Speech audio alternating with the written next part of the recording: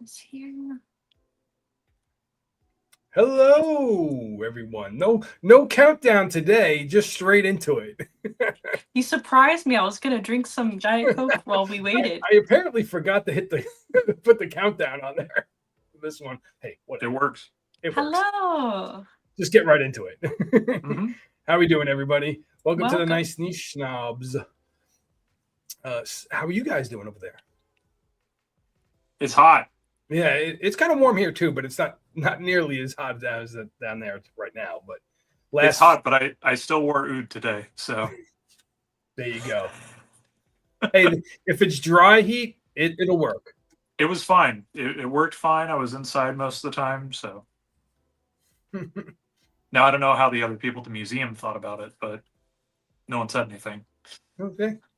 What You they didn't say hear you that can- classic comment of who smells like that? Oh, is that the This Viper? one, this one, I have gotten positive feedback from people my age, but like also I've worn it at work. So students were like, "That smells really good," which I was like, "Really? You guys like this? Crazy!" But They've got good taste. they must.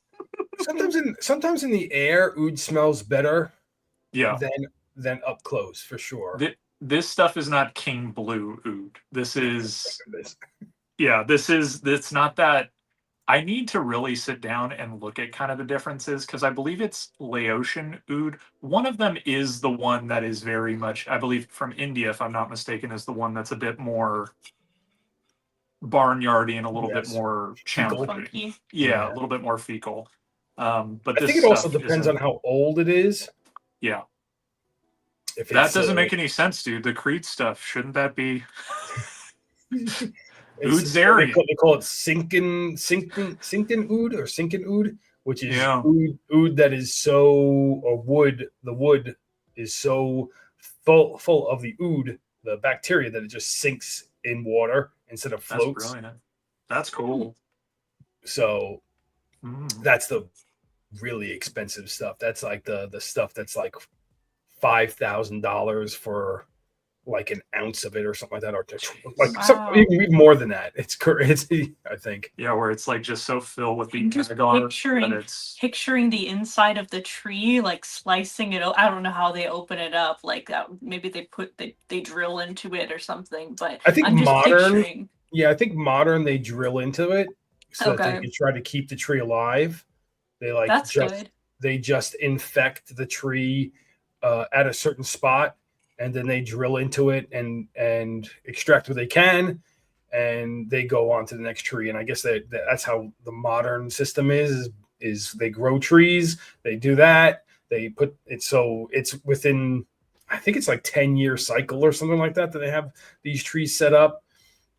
So they try to keep the tree alive as long as they can until they basically got it full of holes, and then they got to cut it down and probably plant a new tree.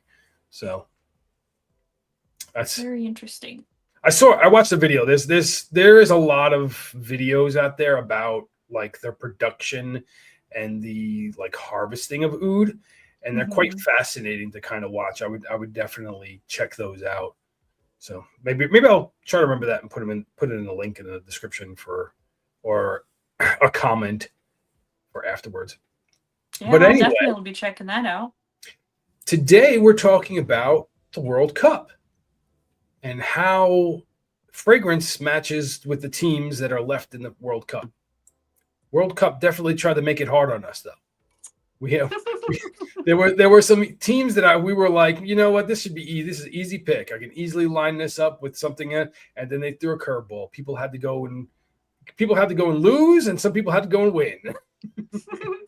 Yeah, and if y'all have any recommendations as we're going through each country, let us know if you have like a fragrance that's created by someone from that country, or the fragrance is produced in that country, or maybe it has some notes that remind you of a place you visited. Yeah, would love like to one in hear anything. particular, we could just point out, like Memo, right? Mhm. Memo loves to have fragrances that are named after a region. So, you know, one of the teams left is Morocco, and you know, Memo happens to have a Moroccan leather. So, you know, something of that type of nature we're talking. one of the things that we were discussing is as I was going through and trying to find Morocco stuff, because like for me, I was like, all right, Morocco, dates and mint tea and spice. Like that's what I was thinking. I have things adjacent to that because we were kind of discussing how a lot of countries within the sort of Arabic and North African world have a lot of overlap in regards to those types of things, like a souk with spices and all that kind of stuff. Dates are common throughout the All region and over. stuff.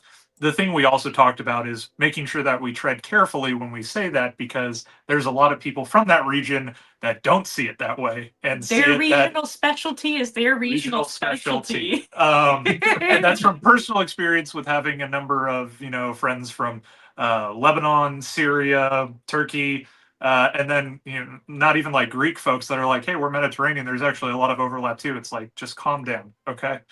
Yeah, I can only yeah. do so much. This is our special sauce. You can't make But it. Don't call it by that name. there's a lot of Serge Luton fragrances that seem to be really based around Morocco, and I have none. So I was hoping Openlinked would be here. He might. He might.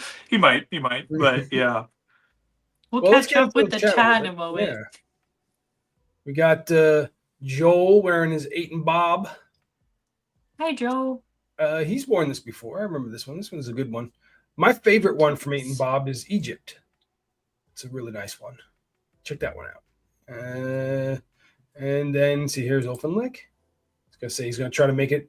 He's not sure when he's gonna be able to join. Hey, and I said, hey, anytime is Thanks for perfect. saying hi. Yes. Yeah, that's right. Always glad Love to see you. love the Donner video that he did today about the iris fragrances, and just makes me really mad that I don't live in Germany. Because that sounds fantastic. Yeah, I don't know. Something about living in Europe sounds pretty nice for fragrance content, or just like being a hobbyist in Europe for fragrance. It sounds like it's like a wonderland almost. Yes. So. Would definitely be cool to travel there one day with that intention of like trying fragrances from all around. Yeah, I actually thought about that today as far as like if I had the opportunity to do kind of like a travel vlog of me just and calling it like following my nose or something like that, and just going from city to city or country to country and just going to the kind of like perfume capital of that country and checking out what they have to offer. I think that would be really a great time for myself, not even just for content. Myself, I'd have a great time. So. That sounds awesome. I like that idea. That's basically what Sebastian gets to do. Like, right? The perfume guy. It's like, all right, I'm in Paris. Now I'm going to go to Grasse. Now I'm going to go down to Cologne. It's like, nice, man. Happy for you. Must be. Also insanely jealous. Well, here is Openlick's scent of the day. Balmain Bling. I haven't heard of that. Sounds fun. Hey, that kind of looks like close to what I was wearing a little bit, accord-wise. No, a little different. So this looks like a good one. Floral. Who's the Bertrand Duchefort. Oh, it's got lychee. God. And Rose. Here's Lychee and Rose. Here's the funniest part about this one is there's a lot of note overlap with what I wore today with that. Really? Yeah. It sounds specifically the top. The top, those first 3 notes actually are the first 3 notes of the thing that I wore. So yeah, I wonder how like black currant tart this is. He's not back yet, but maybe later on he'll come in and we'll get to ask him like how it because there's a lot of votes for it. So it'll be interesting to see from him what he thinks about this. Is it really that mango forward? Mango is an extremely interesting note because it's kind of like kind of very sulfuric. So it's not the most friendly of fruits because I watched a discussion about it, and yeah, it's not the easiest one to make, and it's also kind of harder to make as far as why did it turn you into? Oh, I know why, because of this. It's harder to make into fragrance because of that. Let's see if I can. That makes sense, because like sometimes I've noticed mango can come off a bit artificial in fragrance. I've only smelled something that smells like a realistic mango, like juicy with pulp, a couple times so far. Like this one. This Like is that one one. example. The one that's Mm. supposed to be about honey, but there's no honey smell in that one. I found out that the name of the fragrance, it's actually the name of the bee that is in Malaysia, which is what this is based off of. And those bees what the bee would be pollinate buzzing around. pollinate the flowers that are in here. So I my apologies to Nectar Olfactive, where I was like, out of all, like, why is this one? And then you go, oh, because that's the name of the bee. Yeah, Very makes cool. sense then. Yes, I was looking at the website again today. Like, that makes sense. It's Mitch in here. Hello. Fragrance Time 3000. Check his channel out. Yes, excellent channel. And check Dad's cologne drawer. He did a wonderful interview with this last week on July 4th. The video dropped. It was very good. We enjoyed that one. It's very good. It gave me vibes of. I have to comment on it still because I haven't actually wrote my comment, but it reminded me of. Are you familiar with Inside the Actors Studio? A little bit, yeah. Okay, so at the end of every episode of Inside the Actors Studio, you told Neil about this already. There's other people watching. Oh, there's other people in the room. Sorry, y'all. If you like Inside the Actors Studio style kind of interviews, I think you would really enjoy the interview. It did it reminded me of those James Lipton questionnaires that he borrowed from a French news reporter, basically the ones where it's like favorite curse word, least, or favorite sound, least favorite sound, those kind of things. And I just love that questionnaire, and it kind of gave me that vibe. So it was a really good watch. I'll have to check it out. Thank you. Yes. Dad's cologne drawer. Brian's in the house, all jacked up on NyQuil and Vicks. Hope you're feeling better. Hope you feel better. He's talking about the real NyQuil and Vicks, not the Layton. And I never got the Vicks Vapor Rub from Layton. I've gotten it from clones, sure, but I've never gotten it from Layton exactly. I've never gotten it from Layton, and I have, like, Vicks was something that I used consistently when I was younger. Me too. I'm quite familiar with the smell of Vicks, and yeah, it did not remind me of it. The clone, yes, but not that. Yes. Let's see. Rolling down here. Did I miss anybody's scent of the day? Did Luis put his Louis? Did we have this conversation? We had this conversation the last time he was here. Whether it was Luis or Lewis. Yes. Did he put? I turned all just high captions on. Tell us what you're wearing. Yeah, what's your scent of the day if you're wearing one? Don't forget to do that, folks, and don't forget to hit the like button and the subscribe button, like they say, as they always say. Thank you. Yes, we would appreciate it. Helps out a lot, they say. Not like we're doing this for money yet. Wait, we're not getting paid? Yeah, I think it's time for a discussion, Neil. So, next topic. Yes. The World Cup. The World Cup. We have to do our sense of the day first. Yeah. J-Sense. Oh, I am very familiar with. Well, not very familiar. I'm familiar enough with J-Sense. I do have sumo wrestler. I have had another one. I forget which one that other one was, but it wasn't what I wanted. My brother picked up the wrong one for me. His badge. It's okay. He's not in the fragrance game. He doesn't really know.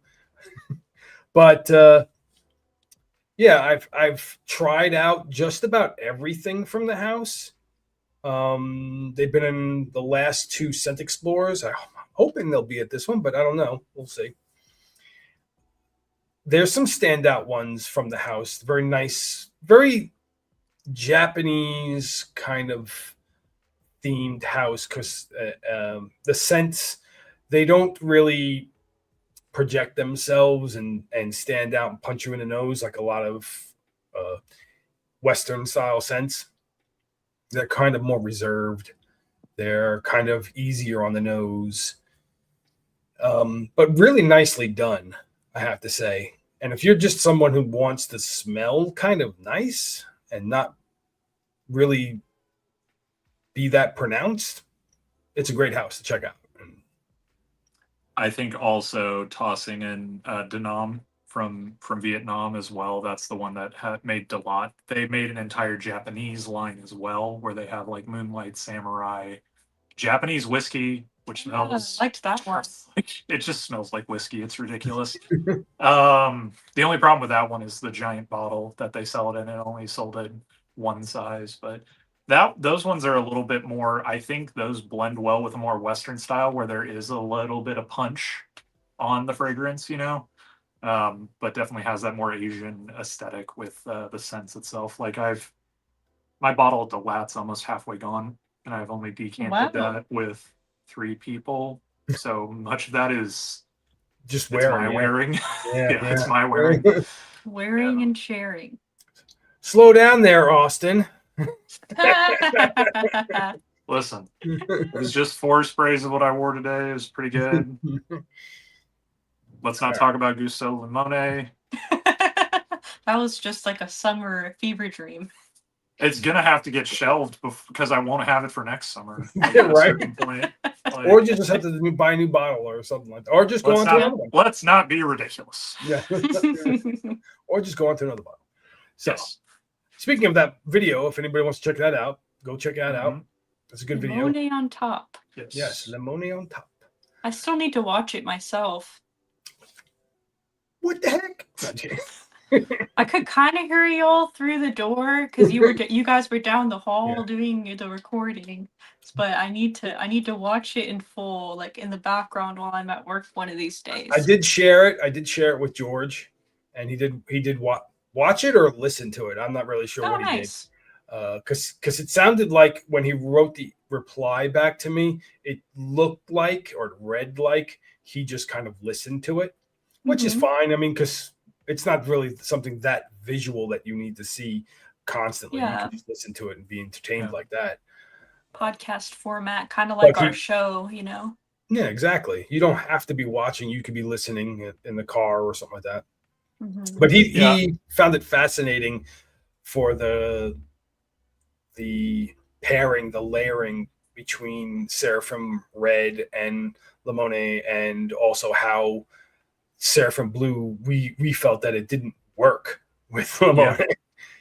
Yeah. And he was totally right that the freshness aspect of both Blue being very fresh and kind of in that vein, and Limone doing the same thing, that they sort of clashed and kind of muted both the scents. It was and that's exactly how I felt about it. Like I think I mentioned that in the video, where I was just like, it makes both less pleasant, so. But for Seraphim Red, it definitely enhanced Red.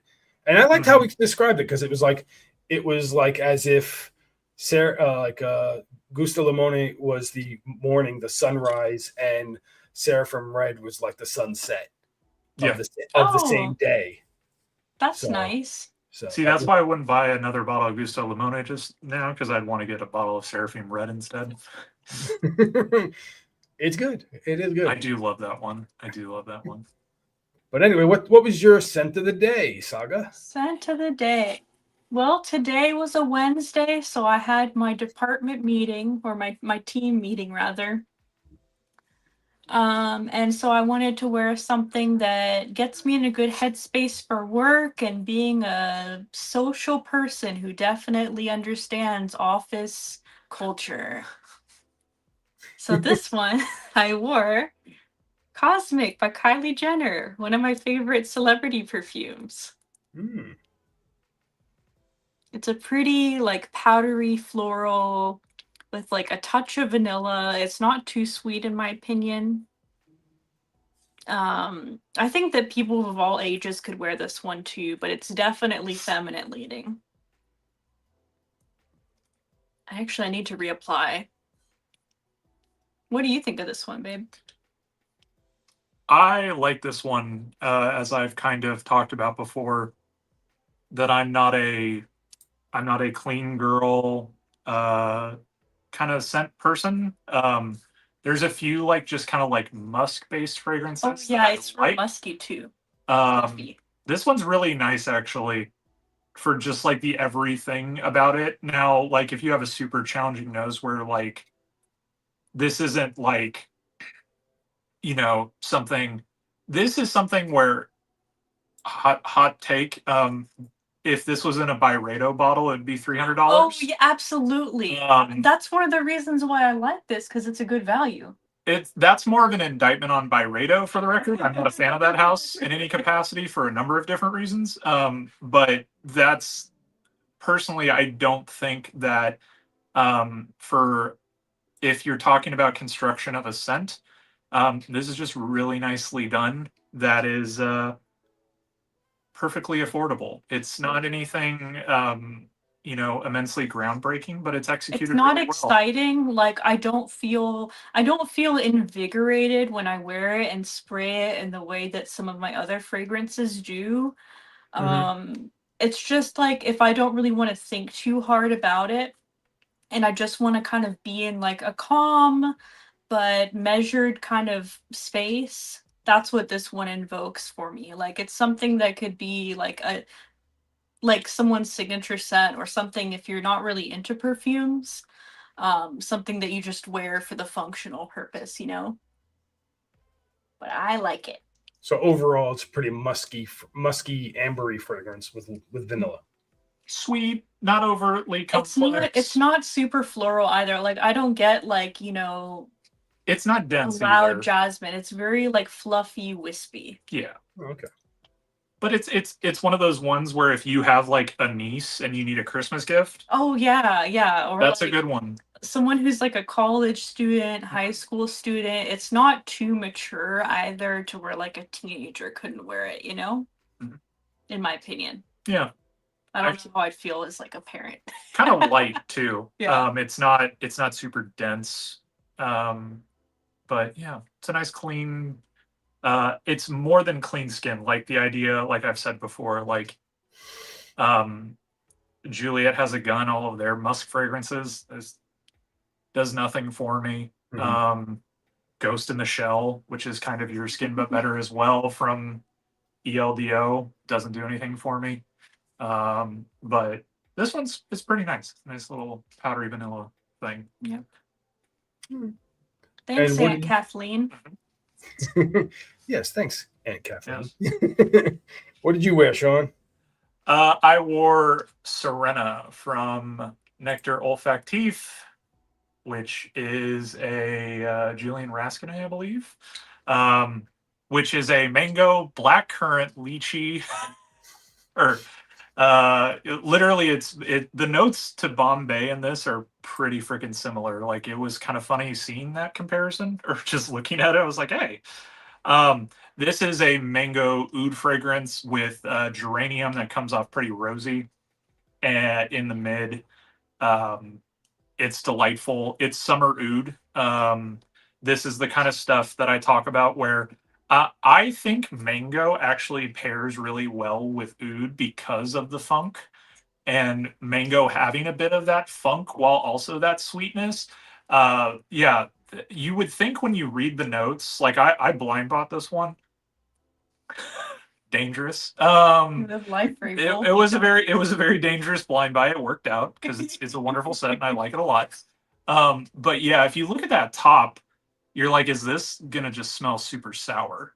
Because Yeah. it's black currant, mango, lychee, like very, and then it doesn't have that what you usually see with the lychee black currant pairing of like vanilla and sandalwood, the creaminess and sweetness to kind of round it out. Mhm. Instead, it has this really beautiful, the mango is sweet, which definitely helps offset those. And then the floral mid is really, really nice. Like it has that kind of um it's not exactly the same as like an Argos where it's like kind of the dense floral mid to ground everything. but it's definitely there. You can smell it. So, and it wears well in the summer. Like I said, it's like 101 today. And I was in buildings, but like when I came out of the building, it wasn't like super oppressive. I was talking with my mom in a parking garage after we had gone to this museum, and it was underground and hot, and I wasn't like dying. And your mom obviously didn't have a She did, problem yeah, with it. no, yeah, she didn't say anything, but it's my mom. She's the only time she's gonna be like, "You smell like bo," but but that's because I wouldn't have showered or anything like that. So it is Julian Raskinay that did it is Raskinay, yeah. Okay. But yeah, if Openly can see the notes at the top, does it look familiar? Does that look familiar, Openly? Yeah. Yeah, similar. Great minds think alike. But yeah, it's very pretty. I've said before that this is like the scent that like Oud Maracuja wishes it was. I like this so much more than it's just so much more like palatable to me for my taste at least. Because Oud Maracuja is one that they've always kind of pointed it towards, and a lot of people have spoken about it, pointed it towards kind of more a summery oud fragrance.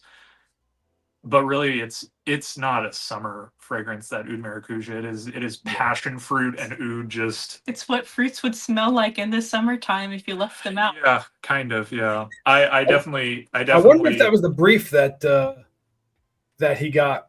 That's what it reminds me of. I like certain fragrances that have a kind of overripened fruit nature to them. So it's not like a horrible thing to me. Like stewed passion fruit, I think, is kind of what it makes me think of with Oud Maracuja.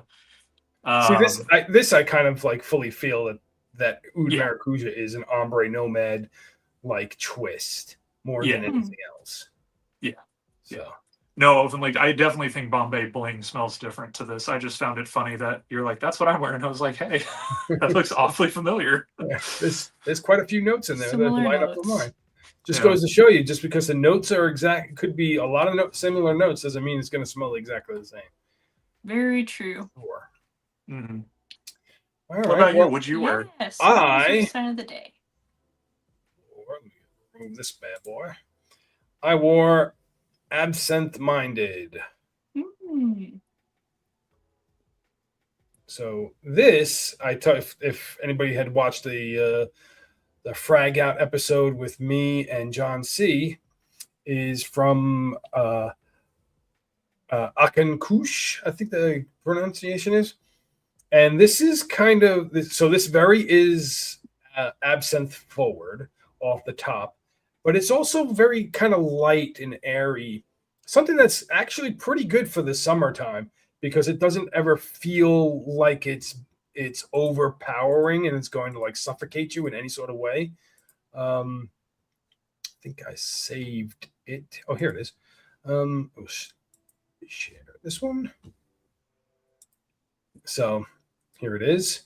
So yeah, it's surprisingly light. As it dries down, the more and more the anise kind of goes away, and the more you get like this patchouli that will kind of sit there with.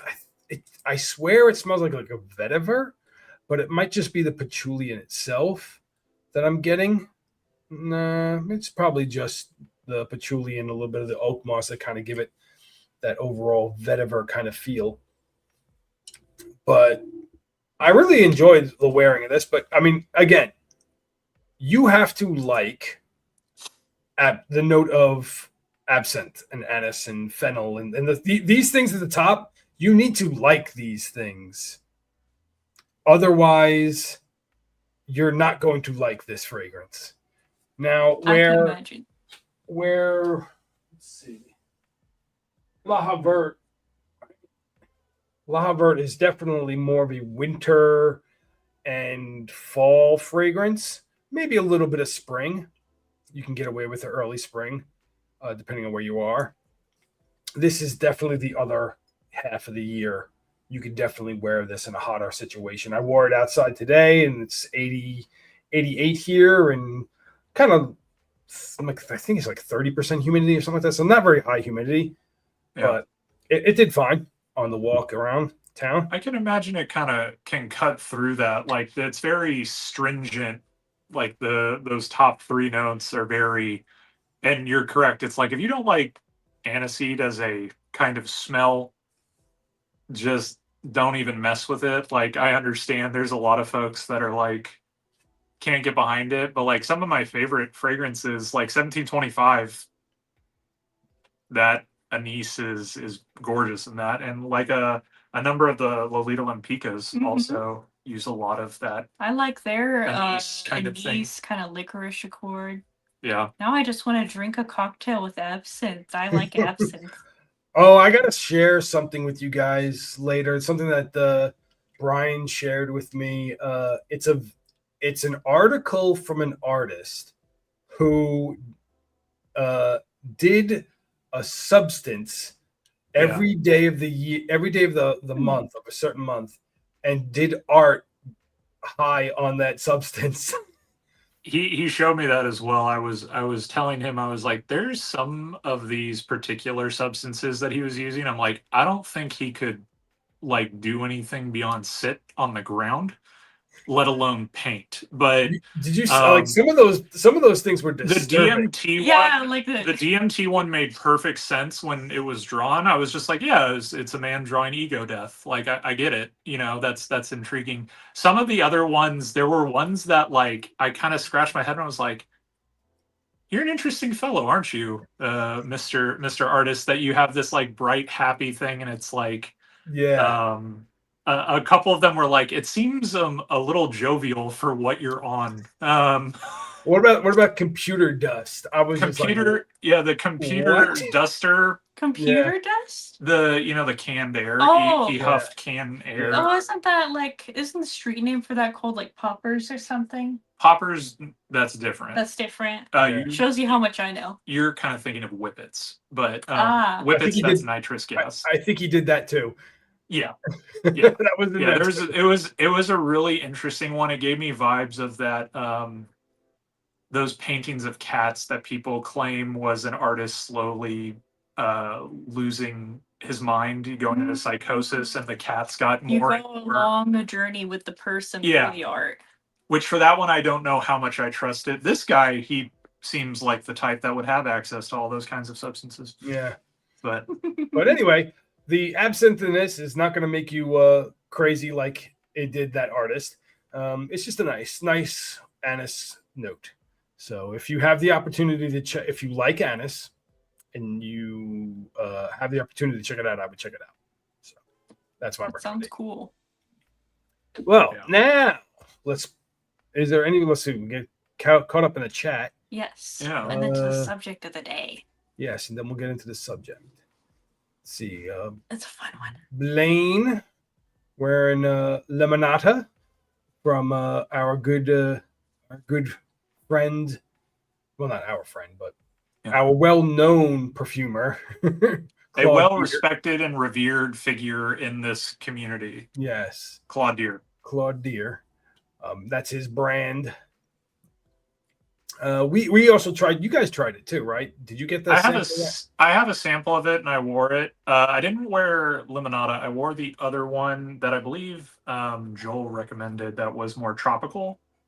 I can't remember what that one was called. What was that called? It was nice. Wasn't necessarily something that I was looking for, like a bottle, but it was a good one. Let's see. And that's pretty much it.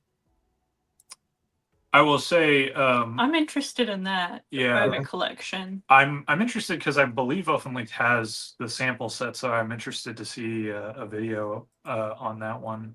I'd like to see what they do with their bottles because Lolita and Pico bottles are super fun. Very whimsical. Yeah, they're not. I wonder if they'll be more serious. These ones, I would imagine for a private collection. Yeah, we'll see. I mean, the one that was funny is the JPG private ones. You're like, oh, JPG, so they're even more ridiculous. They weren't. They had the puffer. They have the puffer thing that doesn't work. You twist it. It's like a Terre de Hermes cap. So you don't use the puffer. You spray. Kind of like the Ariana Grande's where it's just decorative. Yes, but it's a full mechanism, but it doesn't do anything. And it's kind of lame. I was like, that's lame. It should. Now, granted, would I be happy applying like this, like I'm, you know, in the 40s? Sometimes it's Maybe. fun to pretend Yeah, come on. you're a bougie lady in the 40s. I was expecting from JPG to have it work. You know, that seems like something that would be in their wheelhouse to do something Yeah, that right? is take an archaic thing and be like, yeah, modernize it, use it, it's fun. Yeah. But yeah, but yeah. John Slice of an wearing apple. Okay, that's kind of Buchanan cool. EJE or EG. Hmm. It's a good one for the Yes. weather. The bottles look like slices of apple. Oh, that sounds cool. That's fun. Yeah. Because that one is basically an apple. All right. Well, I guess let's get into the topic of the day then.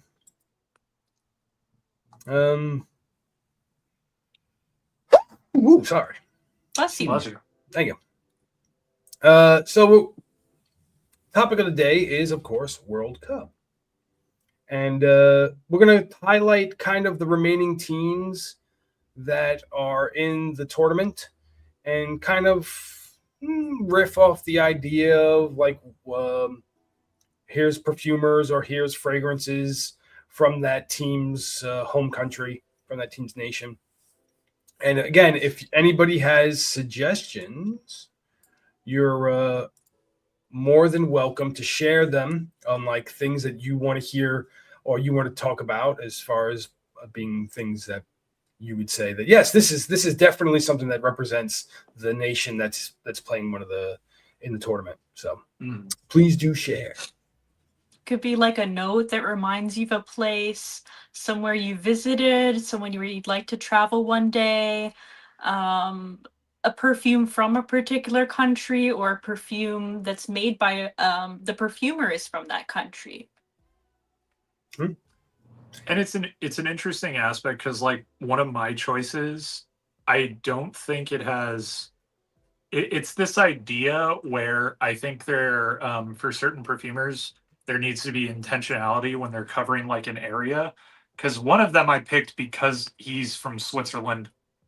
Full stop. That's it. Like the brand's Swiss as well, has But not Swiss. no relevance to Switzerland in any capacity at all. In your non-Swiss opinion. In my non-Swiss opinion, you tell me how much mango is a cornerstone of Swiss. What was that? Is that a Misenser one? Yes. Oh yeah, very Belgian. Perfect example of a house that is in Switzerland. Yeah, you know, that is very Swiss. yes. Very Switzerland. So you got Offenlich pointing out, came across a Norwegian brand last week. Sonnenvennen. Okay. I haven't heard of them before. Let's see if we can. I think the thing that I realize every day is I have not heard of most perfume brands. From at least internationally. Just in general. Well, yeah, and even in the United States, there's so many small companies. Like one of the ones that I ordered a discovery set from, I saw them on Stell and I was like, oh, that's cool. Read a little bit more and they're in San Antonio. Oh yeah, that one. So I ordered a fragrance from them in a discovery set, and one of them from the discovery set, I just sprayed it on because it was the one I was most excited about, other than the full bottle, and it's going to be a problem for me. Because you're going to get it. Oh my god, it smells so good. The one that I got the full bottle of also smells really good. I wore it already because I was just like, oh wow, this is. Not on the same level as when I smelled Interlude for the first time, but that similar vibe where I was like, oh, okay, this is delightful. So, nice bottles. Very cool. Very minimalist. Yeah. In a good way. Style. Minimalist in a good way. Yes, exactly. In the legitimate Scandinavian way of doing it. Taking shots at Byredo. He's on a whole thing about Byredo, but it's understandable. It's understandable. Look, there's a time to play. Your collection doesn't all need to look like Argos. Okay, Yeah. All your lined up. your collection could very much be broken up between things that look like this and things that look like Argos, and the whole thing looks nice as a whole collage. It doesn't need to all look like ships and I will say, statues. to really kind of, I think, encapsulate everything I feel about like Scandinavian minimalism. Mm-hmm. The perfect example of Scandinavian minimalism is IKEA, because you have furniture that works, that is minimalistic, and it just works. But also at the same time, in the store, you can get Swedish meatballs. There's a humor. Those meatballs. There's a the humor. lingonberry sauce. There's a humor and like a subtle acknowledgement within that product. Byredo doesn't have that. And why do you have a fragrance with a slur in the name? And not like, oh, everyone was cool with this when it first came out. It's like, dude, it's like, I think it's less than 10 years old. No one was cool with it. Yeah, no one's been cool with it at all. Yeah. Funny fact is, I've never actually been inside a IKEA. Oh, it's kind of fun. I've been by them, seen the giant building several times, like when I'm driving by on the freeway, but I've actually never been inside of them. The back rooms ruined it for people. You've got some cool furniture though. I don't think you need IKEA. You're not. We're not an some... IKEA household either. Like, for the record, I used to get. I have one IKEA dresser in the back there that I've painted multiple times, and I had that in my bedroom at my dad's house, and then I had it in the first place that I lived on my own before Sean and I moved in together. So it's been with me several places and it's survived, but you know, we're more mid-century modern or older. I like to get furniture. This is oversharing, but I really like to get furniture from Facebook Marketplace. No, yeah, I've done that too, because it helps keep the cost down, and also you're using stuff instead of throwing away stuff. You can get some really nice, like, solid wood furniture for a fantastic price. Yeah, because people just need to move, or yep, they got to get rid of it. Here, sadder side is someone passed away, and we don't have a use for this, and we'd rather not just throw it out. Would somebody want this? Buy this at like a really pretty cheap price. Mm-hmm. So, yeah. Here's I also picked out this brand too. Blaine points it out here, but I was like, I found this brand itself from Norway. That's the one. Yeah.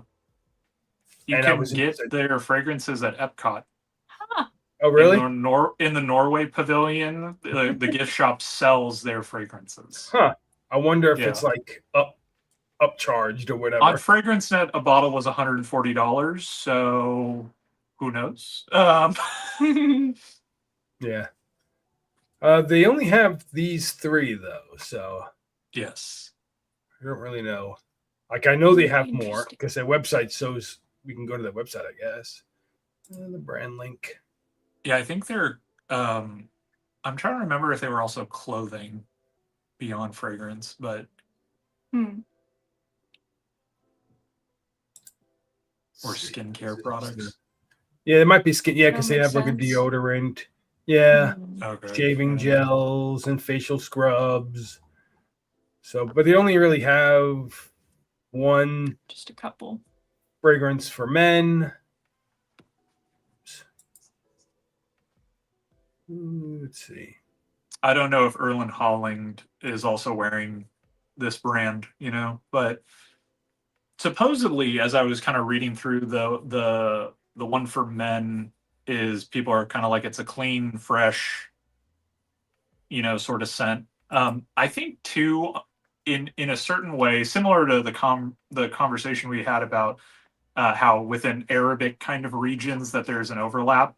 Mm-hmm. In Scandinavian countries, like, there's quite a bit of overlap. Yeah, there's quite a bit of overlap. Like, everyone goes like, everyone's depicting Erlen Holland as like a Viking, and it's like, it's more of a Danish thing. It is Norwegian, but it's also really Danish in the way that it is.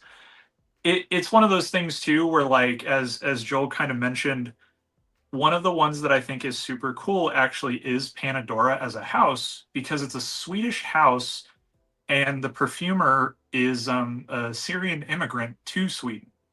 So it's this interesting thing where having someone from a different place look at that region through their own lens. That's neat. It's very cool. I think Panadora, the like one gripe I have with the house is retail costs is pretty expensive for what it is. But again, on discounters and stuff like that, you can get a good product. There's a lot of people that claim that there's a lot of similar kind of fragrances, which Yeah.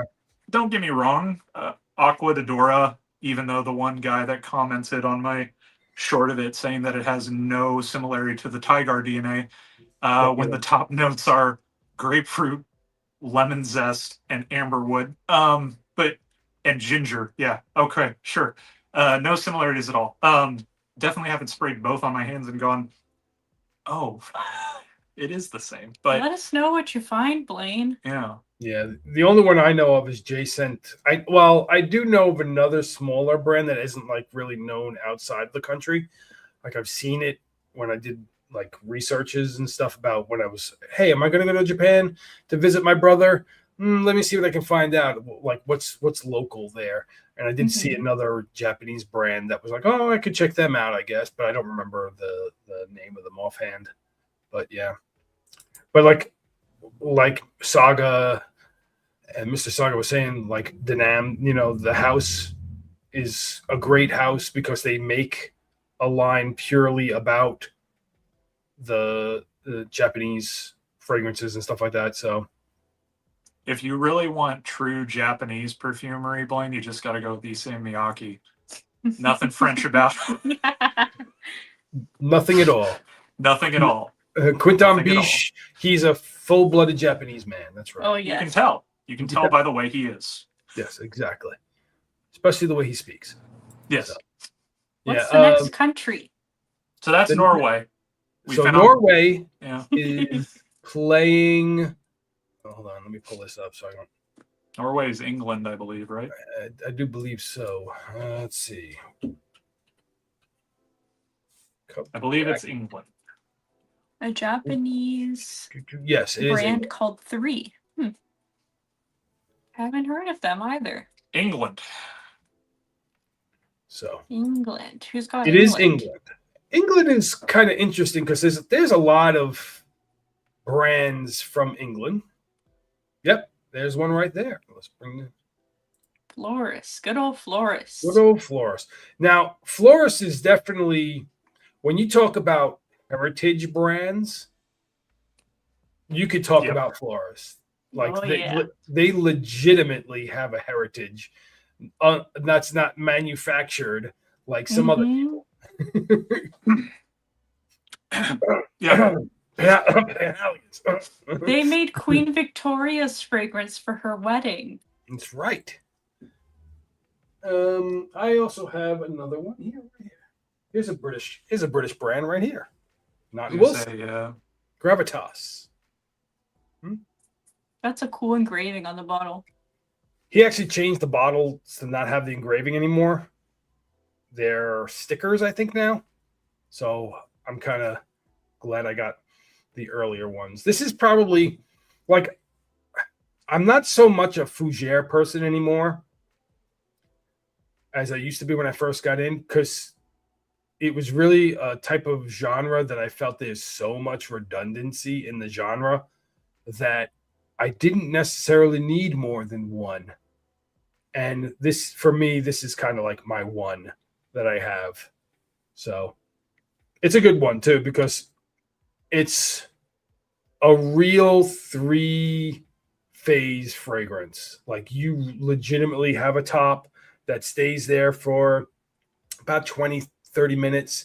Then you have a mid that's there for about 2 hours or 3 hours. And then you do have a base that's there for the rest of the time.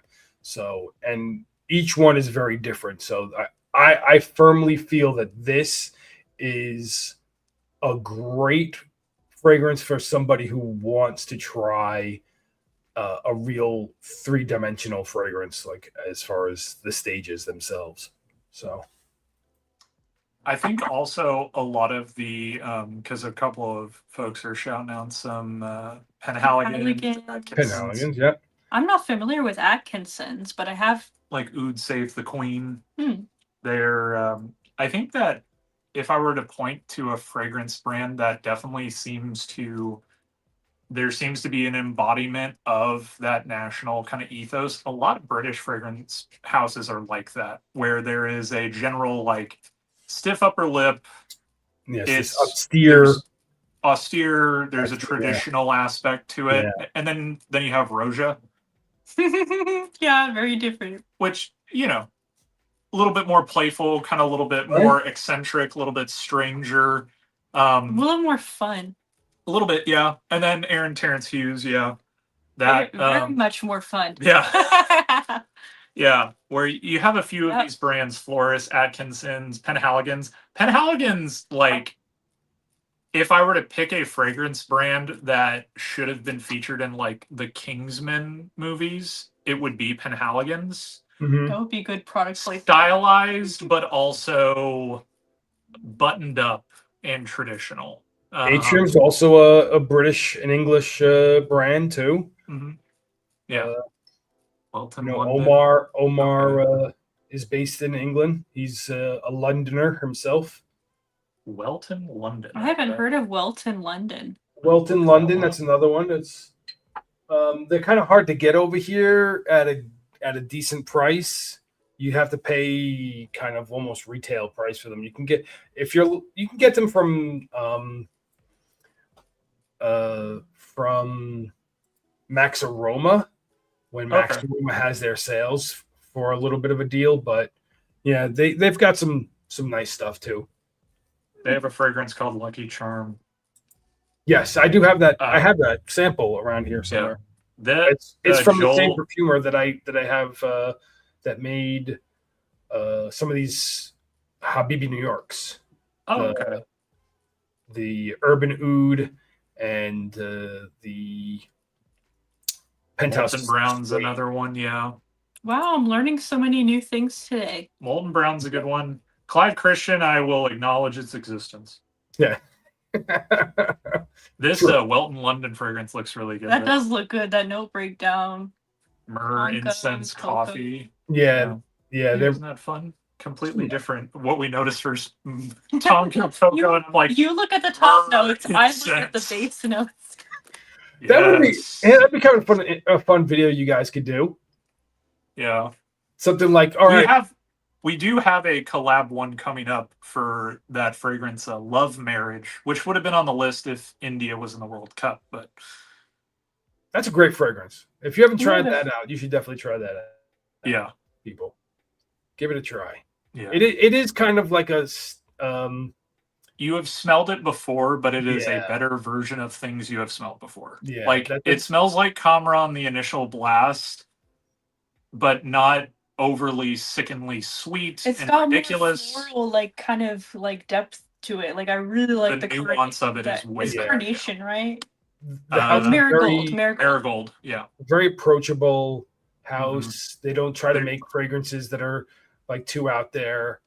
I was reading up on them. Easy one to get into. If you want to check out the house, it's easy to get into.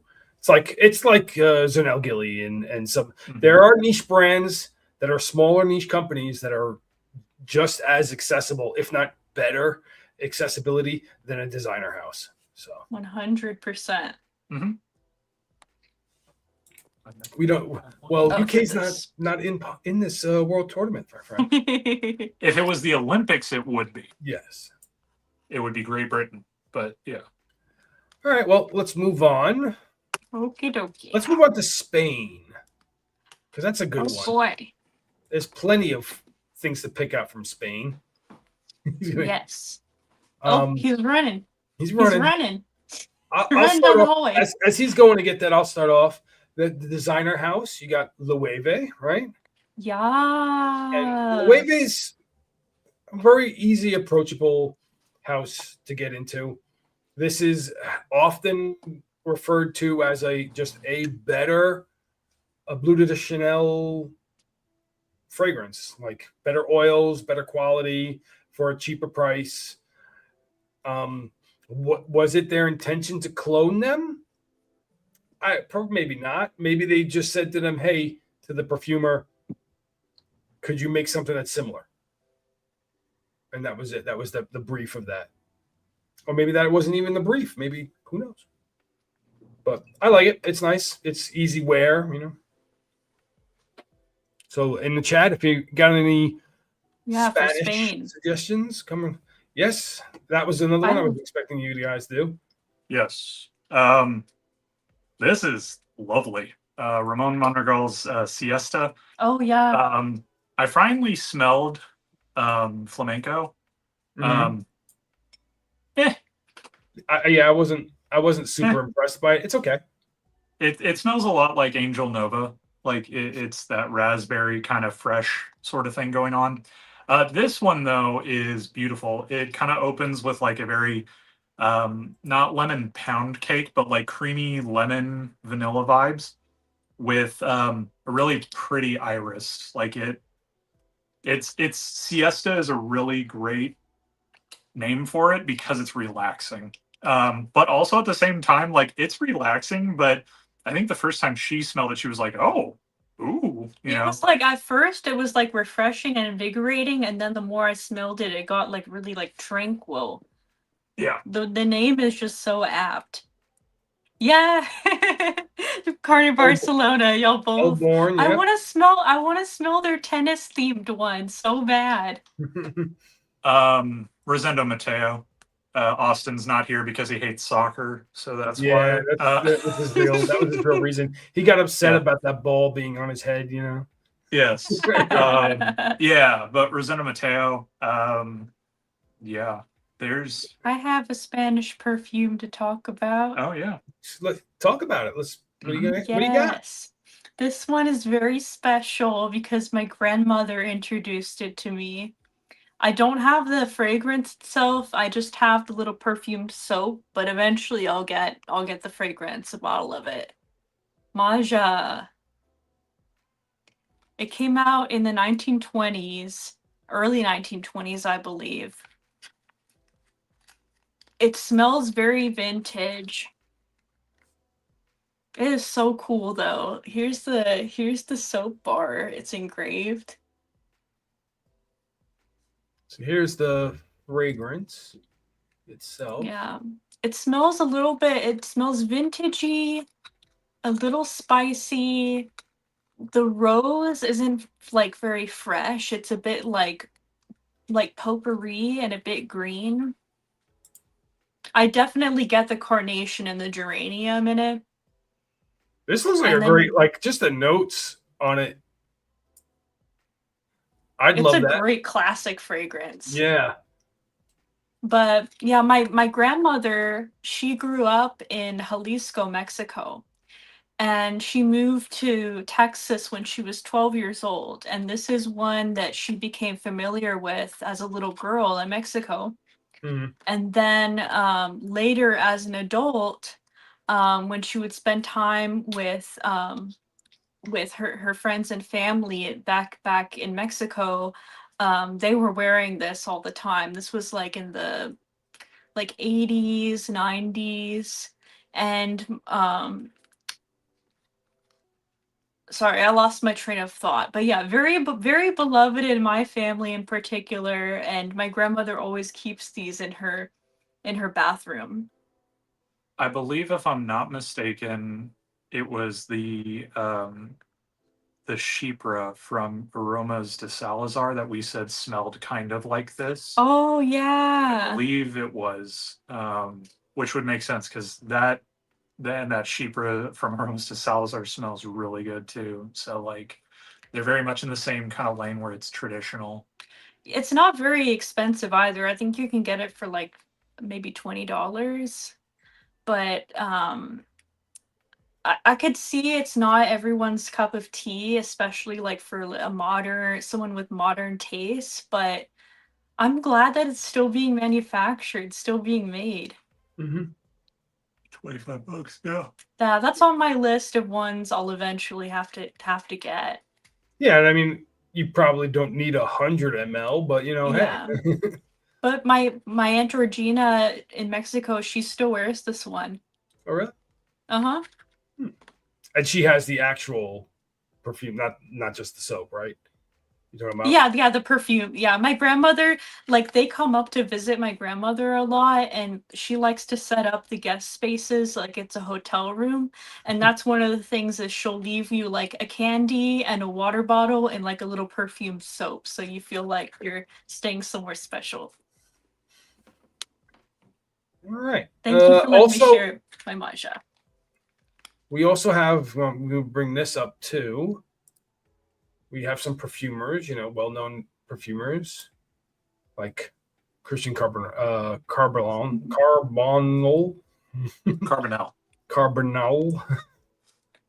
Oh, I get caught up there. Carbonell. But he's well known. He's done a lot of fragrances himself. So, and of course, you got the man himself, the one who did this one, Alberto Arias. Mm-hmm. I like that pose that the perfumers do with all the strips and. Mm-hmm. Yeah, that it's how they kind of construct a fragrance. Sometimes they'll put each one of the key notes that they're going to have and kind of just wave it in front of their face to see how it will kind of smell. So, it's neat. All right. All right. Let's move on. From Spain, who they are playing is Belgium, I believe. Oh. Now here was one of the like we had a hard time with Belgium. Yeah. Belgium's not really that known for having a large and popular fragrance library. I think the thing too is with Belgium is you get caught up in that idea of Belgium as a country and like Flemish Flanders kind of thing is like it is so French and Germanic simultaneously that both of those I think kind of tend to pull those types of more notable ones where it's like, the idea of having a perfume kind of capital within Belgium makes it a little bit more difficult, I think, when you're sandwiched between two of like literal top 3 juggernauts of perfumery. Yeah, I could imagine being overshadowed a bit if you were a perfume house in Belgium. But we've also never been to Belgium. Mm. Oh, Dries Van Noten's is a good shout. Yeah, I've never smelled any of the Dries fragrances. I like the Dries clothing lines. They're very fun. Yeah, we like to watch their fashion shows. Their pattern usage and stuff. The bottles are gorgeous. I think that unfortunately a lot of I think recently Dries has been trying to make kind of a push into the market more with perfumery because I've been seeing a lot more Dries bottles in like my Instagram feed and stuff. Fashion and makeup influencers receiving Dries bottles and recommending that to their audiences. Yeah, the one which is the one that openly has Sir Poe. There's a few on there that I'm very interested in. The one that's in the pink and purple bottle, I believe. Been interested in that. This is a lovely, like the bottle itself. They're gorgeous, aren't they? Yes. Yeah, they definitely have a look to them. Because that's the big thing in Dries Van Noten's like design language. A lot of it is that bottom portion of the bottle, like those patterns appearing on clothing was so consistent, but they always did it in a way like when you think of like an image being, printed onto a fabric, you always make the assumption, oh, it's like a graphic tee, and it's like, no. Or like the whole pattern is the garment of clothing. So yeah. Yeah, Fleur de Maille is one that I'm kind of interested in, and then They have a green vanilla one in that green bottle. That's very pretty. Yeah, that's one of those houses where, like, Hazel.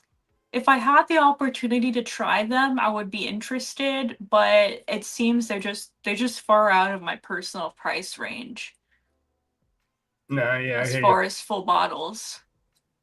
Yep, it is a Quentin Oh. Beach one too. Ah. But I'm also not a Dries Van Noten customer for clothes either. I feel I like really find that like a lot of times these brands, if you're patient, you give it a few years, and then all of a sudden these ones will become affordable and in within the range because people just the way of society is we consume and then we kind of nowadays especially we just kind of pass it over and for them to keep their name in the light they still have these fragrances that they really love and that people find very popular and they want to keep selling it. They kind of lower the price of and it gets closer and closer to um, a more affordable discount kind of level. I think too what's interesting about this one, if I'm not mistaken, I think this was the last thing that Dries Van Noten himself had a hand in because he is retired in the past 2 years, I believe. I think this was one of the last things that he had his hand in. So gorgeous bottles. Would love to smell the fragrances someday. I know I they were there at Scent Explorer 2 years ago. Yeah. I just didn't get around to smelling them at the time. That I was feel the like you that could was go the, to one of the department stores in New York and probably find them, I would maybe assume. it's Saks or Yeah. um I'm blanking on the other one near Saks. But yeah, Does I think so. Bloomingdale's have a fragrance section? They kind of do, but it's not as good as Saks is for sure. Is Barney's still around? The dinosaur? No, just kidding. Yes, yes, yes. Barney's is still. I think maybe I don't know. I'll have to look it up. Not that it matters, but anyway, moving away because Next country. the next country we're gonna go to. So we did Spain and Belgium. We did Norway and England. Let's do let's do Switzerland. Why not? Were you thinking of Berdorf A Goodman? Bergdorf Goodman. Yes, that's it. Oh, I'm like, I can't remember if that one's in New York or not. It's there, Switzerland. and I've passed it a few times. I just never went inside of it because they were doing construction on the front, so I didn't know where it was, and I just kind of passed by and was like, "Where was it? It was supposed to be around here. I just missed it." And then I went to Saks and I was like, "Oh well, whatever." So anyway, Switzerland. Yes, there it is. I should have grabbed the bottle of Womo because it's more interesting.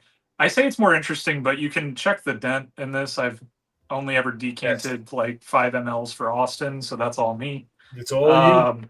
Yeah, it's a great designer fragrance. Like Andreas Wilhelm, who's the perfumer who is from Switzerland. That was kind of what I was talking about when I was saying it's interesting to consider the idea of like, especially with his stuff. His stuff, I don't think really resonates in the context of like he's from Switzerland and he's perfuming Swiss experiences. Um, Andy Tower technically did more of a Swiss kind of experience, right?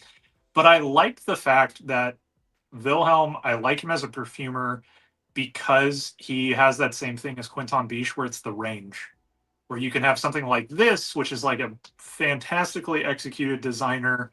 Like, don't buy Sauvage, buy this. Not that they smell like the same, but it does quite a bit of a similar sort of niche. You'll pay less, and it's a more interesting fragrance.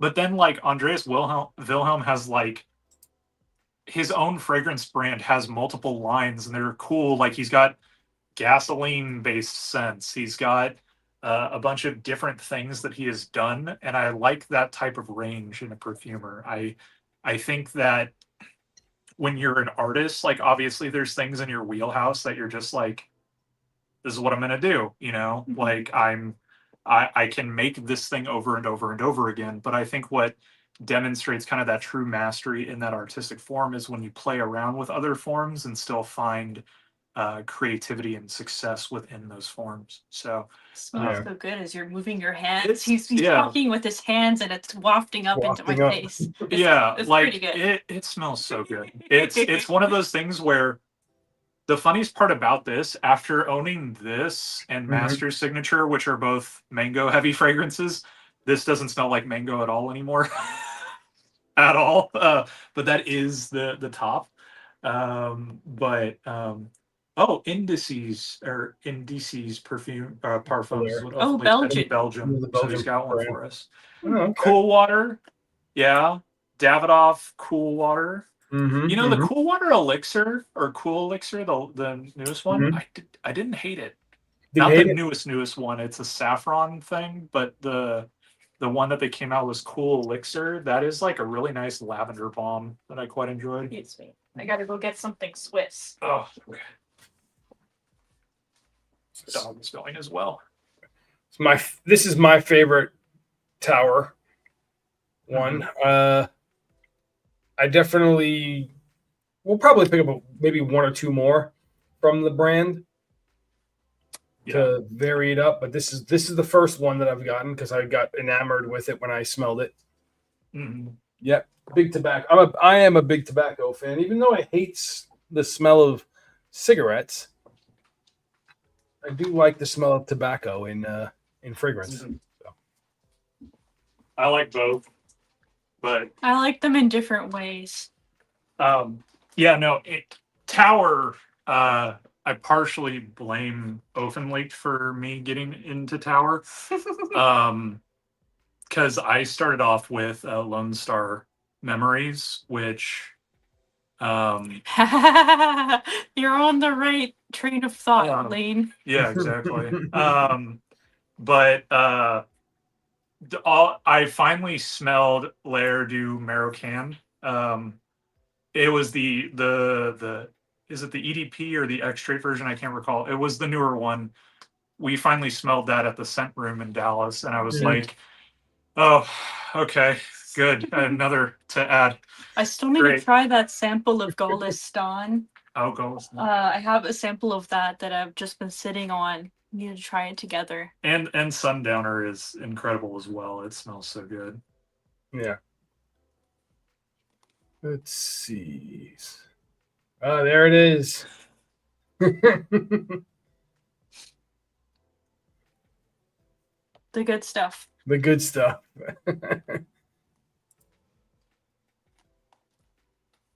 I buy it in bulk on Amazon now. Do you? Yeah. I didn't like it when I first tried it. Again, I was finding it hard to chew. But then I realized if you just add more milk and let it soak for a while, it becomes a bit easier. It's like grape nuts. Yeah. just let it sit for a few. Actually, kind of like with grape nuts, I used to heat them up in the microwave or something like that. Like a porridge. Yeah, but nowadays I just in a bowl and eat them like that. Everybody hear me throughout the rest of the house, probably. When I eat it. So it's good to eat cereal with a bunch of fiber. Yeah, this is true, and that's got a lot of fiber. I was about to say, I was like, you guys can eat like good stuff too if you want. It's okay. Grape nuts and let me enjoy my fiber music. is good. 85% of Americans don't get enough fiber in their diet or something ridiculously high. Colon cancer's on the rise. Yes, that's right. Eat your grape nuts and your Swiss muesli. That's right. Move that. And wear fragrances from Switzerland. There you go. Simple. And as we pointed out, there's other brands that are in Switzerland that use Switzerland. I would love to visit Switzerland one day. I was going to make a reference that would have gotten us canceled, so I'll leave it. Very good. Openly, now you have to tell me. I ate Taco Bell today, so I'm not one to talk.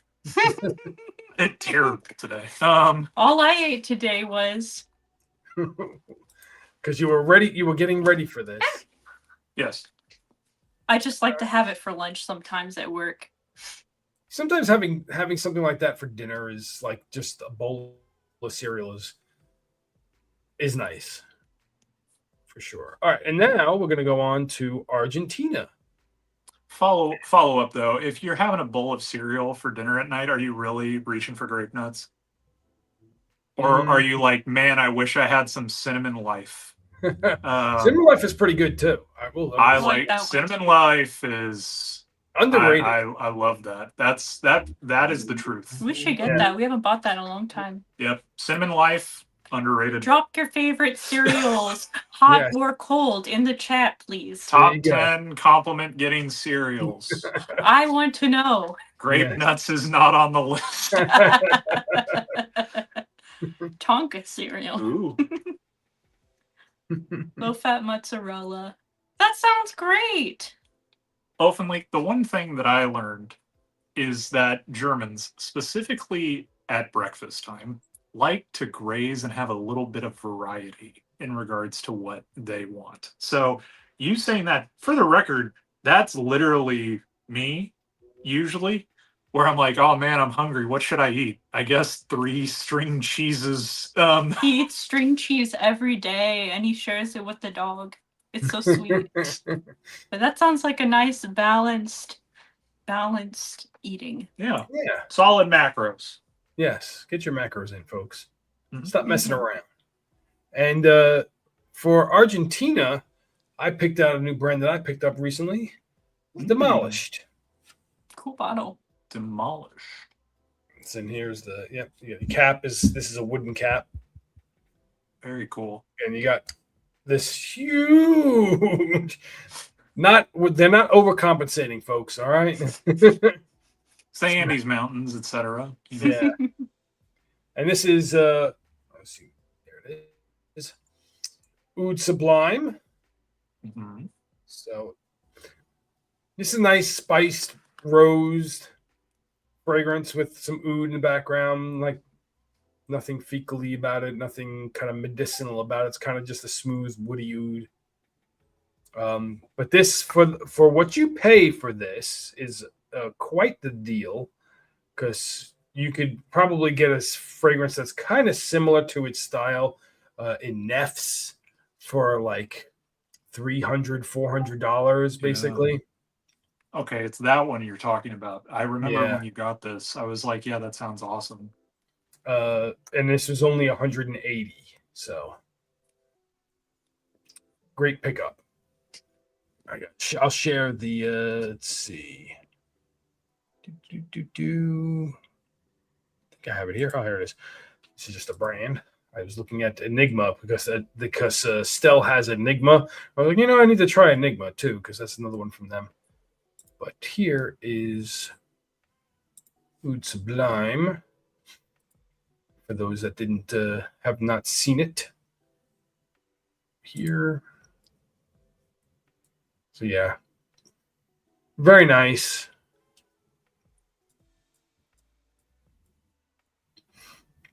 Some earthy notes, but yeah, definitely the rose is kind of close to the top, the ambers close to the top, because I don't think anybody's voted for any of these.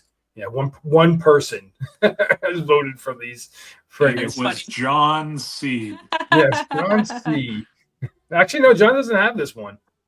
Oh. Oddly enough. Yeah, of course. Yeah, that's another brand that is very popular in Argentina. They have a shop here in the States. They're quite pricey. I will say that. So there is a number of South American countries that have pretty large, like, established niche brands within the country itself. And there's a lot of, like, I know for Brazil, there seems to be a lot of like drugstore based ones in Brazil. That's the only like perfume I'm familiar with in Mexico is like the drugstore brands, because that's just what everyone wears. Yeah. And because they're good. Like that's Sanborns. and that's usually like when people talk about clones and stuff like that, why I'm not like quick to like jump and be like mad about it. Cause oftentimes a lot of it is like people will be like, I can't get the original in the country that I live in. And I can get clones, you know, so but Yep. I've been to the shop here in New York. When you guys come out here, we should definitely check it out. They have like 200, maybe not 200, maybe like 100 fragrances on this table that you can go around and check out. I wonder if there's a picture of somebody like and yeah, they have so many, and they kind of do them. They kind of do them in batches, right? And then they don't make them ever again. But I hear they're kind of changing up their methodology of how they're going to sell fragrances. They might be going to a more standardized format where they're going to try to be making things more on the regular. So I don't know necessarily how the brand is going to look in a few years. But yeah, they as you can see, they have quite the list of stuff. A fragrance that was named Beagle, and it actually smelled pretty good. Not something you would think if you would smell a Beagle, because a Beagle sometimes can smell kind of funky because they get into some trouble. So, but yes, and like look at how small this the little scroller is here. So It's a lot of fragrances. They have a lot of fragrance because, like I Wow. said, they kind of just make a fragrance and then that's it. They make a single batch, and move on to whatever the is of next that one. batch is all they have of it, and then they go on to make another one because their philosophy was pretty much the ingredients that they have. They're never going to be able to make the fragrance the same way, exactly the same again. So they'll just make a new fragrance.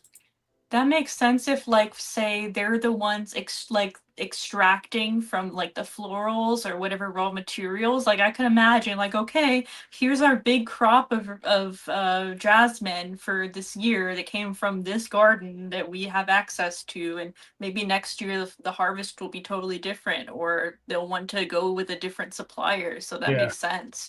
Yeah. Ofenlich was talking about that in his video review today with the Danner, and I forgot the other name in the fragrance, but the Iris. It's based literally on, it's like, no, it's whatever we get, we produce that, and then you have to wait till next year when we produce again.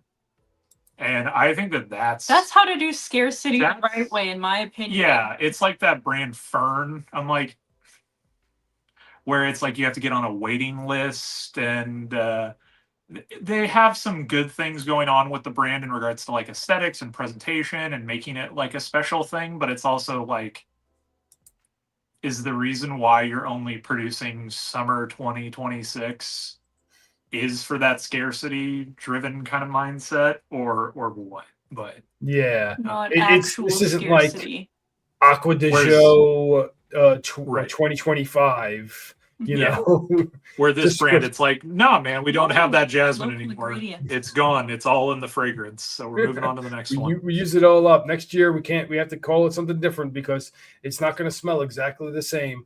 Yeah. Come on. We know you use the same exact oils as everyone else, that big guy. Come on. Yes. So here's this brand too. You mean Armani's lying to me? No. They would never. How could they betray my trust? Yeah. I have been a loyal customer exactly once. Stronger with you, absolutely, from the website. On a heavy discount. I will say Armani does actually discount their fragrance as well. They do like 40 and 50% off kind of stuff. Yeah, so shout out Armani. They are reasonable, unlike some other ones at times. All right, and then moving on. The last pairing we have, I guess we'll end with the next team, but the team we'll talk about now is Morocco. Yay. Seems fitting to end with France Mm-hmm. with this subject. I don't know. That was the most difficult one to think Yeah, about. right. So with I didn't Morocco, even pull one for France. I was just like, whatever. just throw a hat into this shelf back here. Someone, you'll Yeah. probably Can hit one. someone in the chat please share some I French think- fragrance I think houses? some people in the chat might have French fragrances too. Yes. Please share. No, we're doing Morocco next. Yeah. So what I was picking out from Morocco was a perfumer I would like to highlight. And that being this gentleman. Move ourselves over. Yar. Okay. Carlos Benaim. Benem. Benaim. Benem. Benaim? Benaim. If those are umlauts over the I, that usually means you elongate the vowel. But Yeah, in Spanish it's like an E sound. But I don't know. So he's quite prolific. He's got himself 230 names. His name's attached to 230 perfumes. That's a decent amount. I think the ones that stood out to me as being ones that people would instantly recognize is good old Spice Bomb Extreme. Oh, that's cool. So, and he's also accredited to all of the flower bombs as well. Oh, that's why you asked me about Flower Bomb. Yeah, because so this would be like really the one that he would probably be known for the most is all of the Victor and Rolf fragrances that he's worked on. So he did Polo Green too, according to Openly Mitch, which that's pretty iconic. Yeah, it is. But I figured it's pretty famous. Yeah. That's pretty. I didn't have it though, but I figured like this is the fragrance that maybe people might have. Like if they're or at least have smelled, or at least have smelled, or at least have heard of it. You know, Polo Green. Yeah, maybe the group that we know or heard of it or have smelled. Oh. So Spice Bomb too. That's the one my dad used to wear, the green one. That is interesting. Because like the idea of now, because I didn't realize that he was from Morocco, but like again, spice and like in a culture like that almost it kind of fits, right? That idea of being heavily influenced by a spice kind of forward fragrance. That's kind of cool. It's a couple of Avions. If he did Libre as well. He did funny. Libre as well. That's another big one that he did. That's another. And I that's didn't even know that. I like Libre. Big orange flower. Calvin Klein Eternity he did too. You know. Very cool. He's definitely a name. Some of this Carolina Herrera's, the 212s. So he's definitely a name that's there that maybe not as spoken about as probably should be talked about due to how much influence he's had on the fragrance community itself and the fragrance industry, I should say. Oh, Red Door from Elizabeth Arden. That's a classic. Classic affordable fragrance. Oh, white. He did White Diamonds? I'm like nerding out over here about all the like all these fragrances that you're very familiar with and you didn't realize he had a hand in. These are some of the first celebrity perfumes ever created. So there you go. You have he's done some Frederick Malls as well. You know, I think Offenlich was just wearing this. Yep. See, he was talking about right here. Yep. I love that. I haven't smelled that fragrance, but I love that song. It's one of my favorite like Baroque pieces. So when I saw that he was from Morocco, I was like, oh, we definitely should highlight the man himself as far as like the fragrance, because he, as you can see, is like quite a lot of well-known things that he's worked on. You know, and many houses. See here, so he's worked with Mariah So much Carey. younger. And Mm-hmm. Thank you for highlighting his work. This is cool. this is a like definitely a topic I would love Luna to do Rossa more. Ocean, yeah. Yeah. Which would be like, hey, let's highlight perfumers that maybe not they don't necessarily get talked about much, even though Yeah. you probably know what they've worked on and have worn it or smelled it, you know. So I like that idea. because without, I was even like, this was kind of shocking to me too, because like I didn't realize that Scent of Woods was perfumed other than the guy who owns it. So Right. I've heard the name frequently. Mostly, I think honestly, it's like from Ben Offenlicht mostly, and then probably like Sebastian does a pretty good job of always highlighting who the perfumer is. That's also the thing too, is like that's kind of a unfortunate void in a lot of fragrance content where it seems like if the copy that the influencer was sent to read doesn't include the name of the perfumer they as might a not mention facet, it. they don't mention it. yeah, And not every audience wants to know or is interested to know, you know, like we just happen to be a group of people who recognizes like there's a bunch of stuff that happens in the industry behind the scenes and we respect that process and are interested in it. So, yeah. So anybody else got any Morocco inspired stuff? Oh, got here. This one from the Kaoli Right over. vacation set. Go. Marrakesh in a bottle. Oh, I like it. It's like spicy and orange blossom, and it's got that kind of Kaoli signature vanilla sweet note in it too. It's not so good that I'm going to buy the big one when I run out of this. I was telling Sean before this stream, I'm probably gonna get another orange blossom fragrance to replace it, like maybe Serge Luton, but this one's pretty. Can't recommend it though. I don't know why I'm just bringing it up because I have it. and as I mentioned earlier in I the do stream, like wearing it though. I guess I do recommend it, but can you recommend something that you wouldn't personally buy? yeah, Like, is would that you is buy that that little Okay. bottle again? Yeah, if you No. want to, No. if you want to stand, if you want to like showcase a fragrance that you enjoy smelling, that maybe someone might love. Someone else might like it more than I like. I really, Exactly. really like. I really like it, but just when I think of the for that price point, Mm-hmm. like a full bottle of this is a little over $100, whereas you could get like Serge Luton, their orange blossom fragrance. Sean found it for like 60 or 70. So Yeah. I'm thinking like, okay,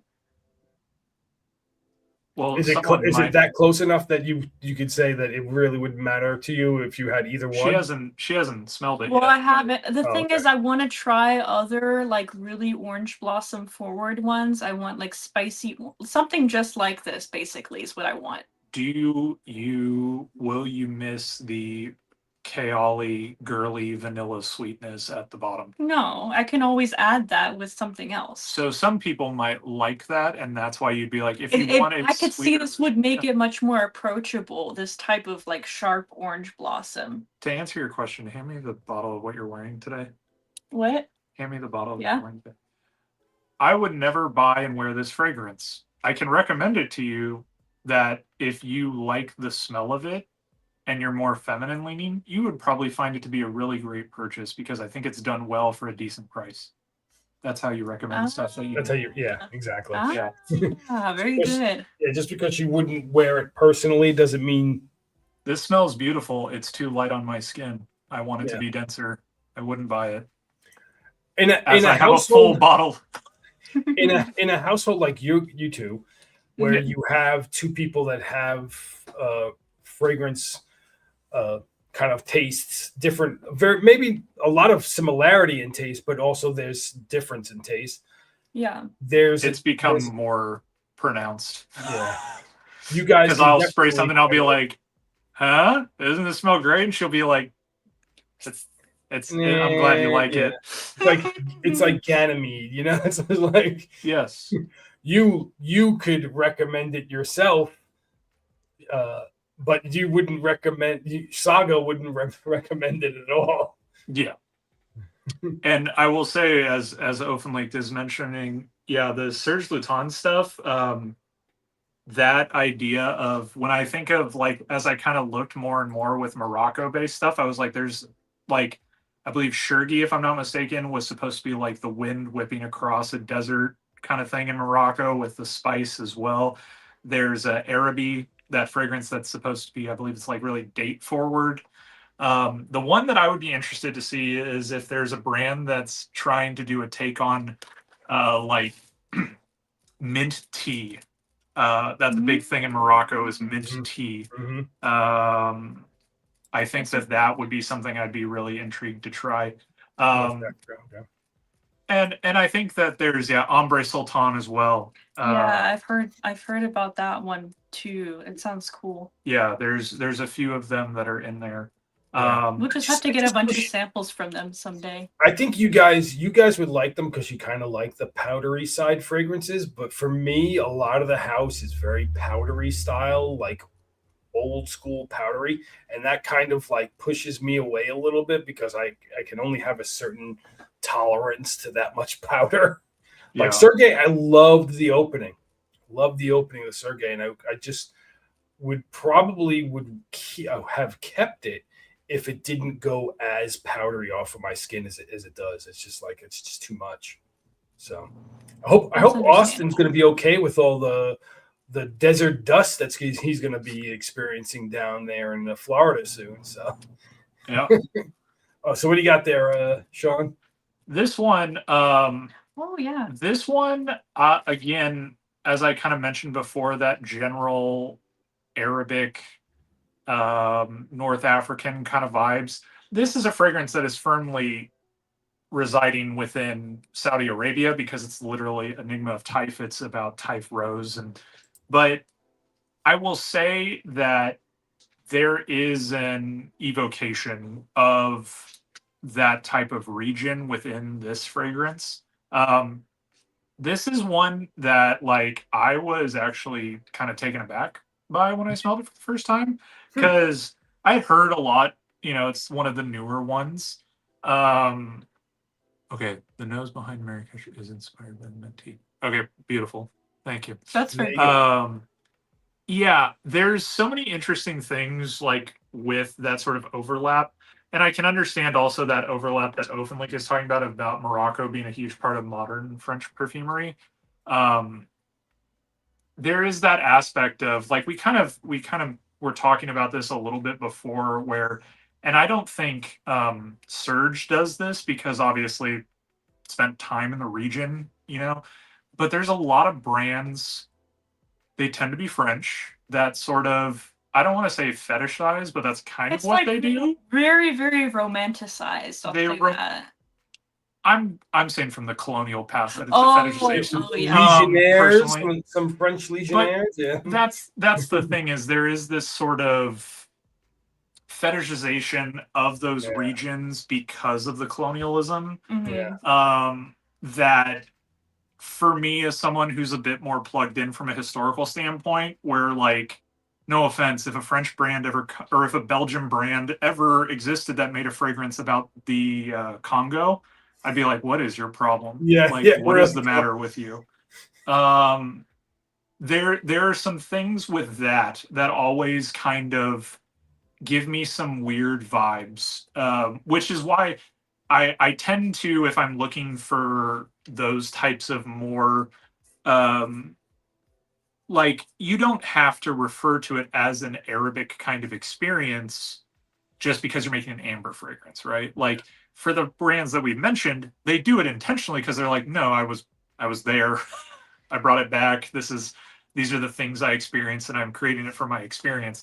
But like certain brands have done that before, and it's not just French brands, but it's the entire Far Away line from Avon has that problem. Yeah. The name, first of all, Far Away, it's like there's literally one I have, like it's kind of problematic. Okay. But it's literally called Far Away Exotic. And it's just like, ooh, chai spice and saffron and rich amber musk. But the whole theme of this line is basically like Orientalism. Are we still doing that, you know? Yeah. It's it's an interesting kind of spot to be in, where, and I will say that there's also an aspect of like when you're talking about the concept of like for a predominantly American audience that we have, you know, sans a few people notwithstanding, racism conceptually in this country is definitely much more prominent in the forefront of conversation on a daily basis.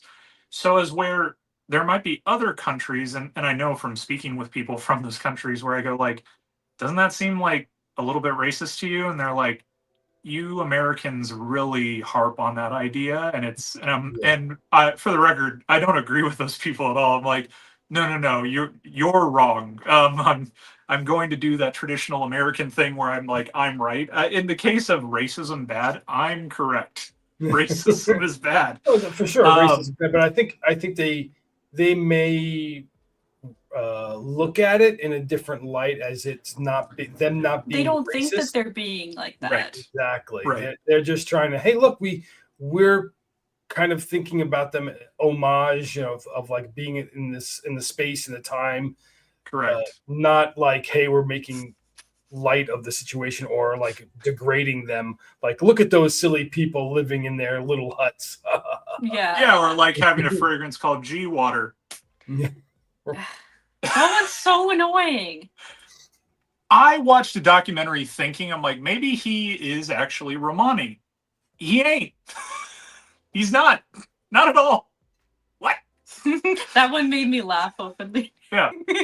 But that's the thing. I think that for me, I know every time I look at the French national team, I go, it's just it's that reminder of colonialism. It's that reminder of those negative things. And I think if you're a brand like Serge Lutens and stuff like that, who does it in the correct way, there's a correct way of going about. You're acknowledging the heritage, acknowledging the culture that you're inspired by in a respectful way. Right. And there's an aspect to it of it's not cultural appropriation, it's appreciation. Yeah. And I can and that is something where the Serge Lutens ones, it's like those are all personal experiences that he had in Marrakesh and Morocco, right? Like that's the premise of the story. So it happened to be that he had these very personal experiences when he was in the country. So it makes sense to have that kind of thing.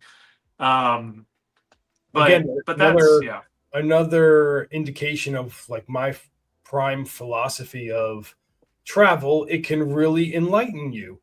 Yes.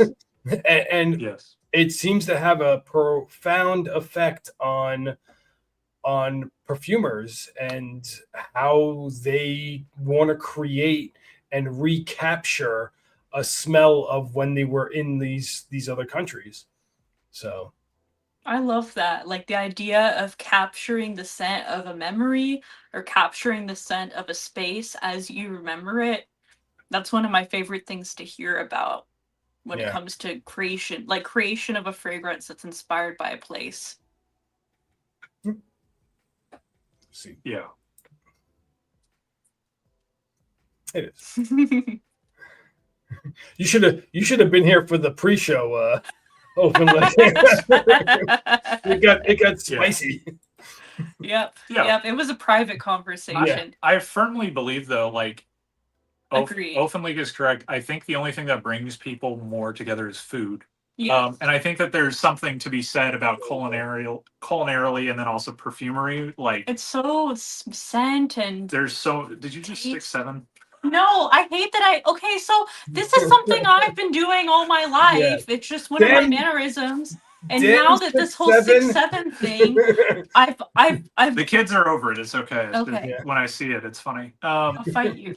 Yeah, it's yeah, it's one of Yeah. those things where, like, again, the root discussion here at the end of the day It is all goes down. everything unfortunately seems to be founded upon the basis of The exploitation. thing is, not everyone is aware of that, and it's just not a part of like supply chains. Not everyone is thinking about the supply chains, or like the people that are going out and picking the jasmine in the fields with like their kids before school. You know. Chanel definitely wasn't. Yeah. So it's just, it's not always top of mind, and some people might not even be aware, but we have to consider it since we are aware.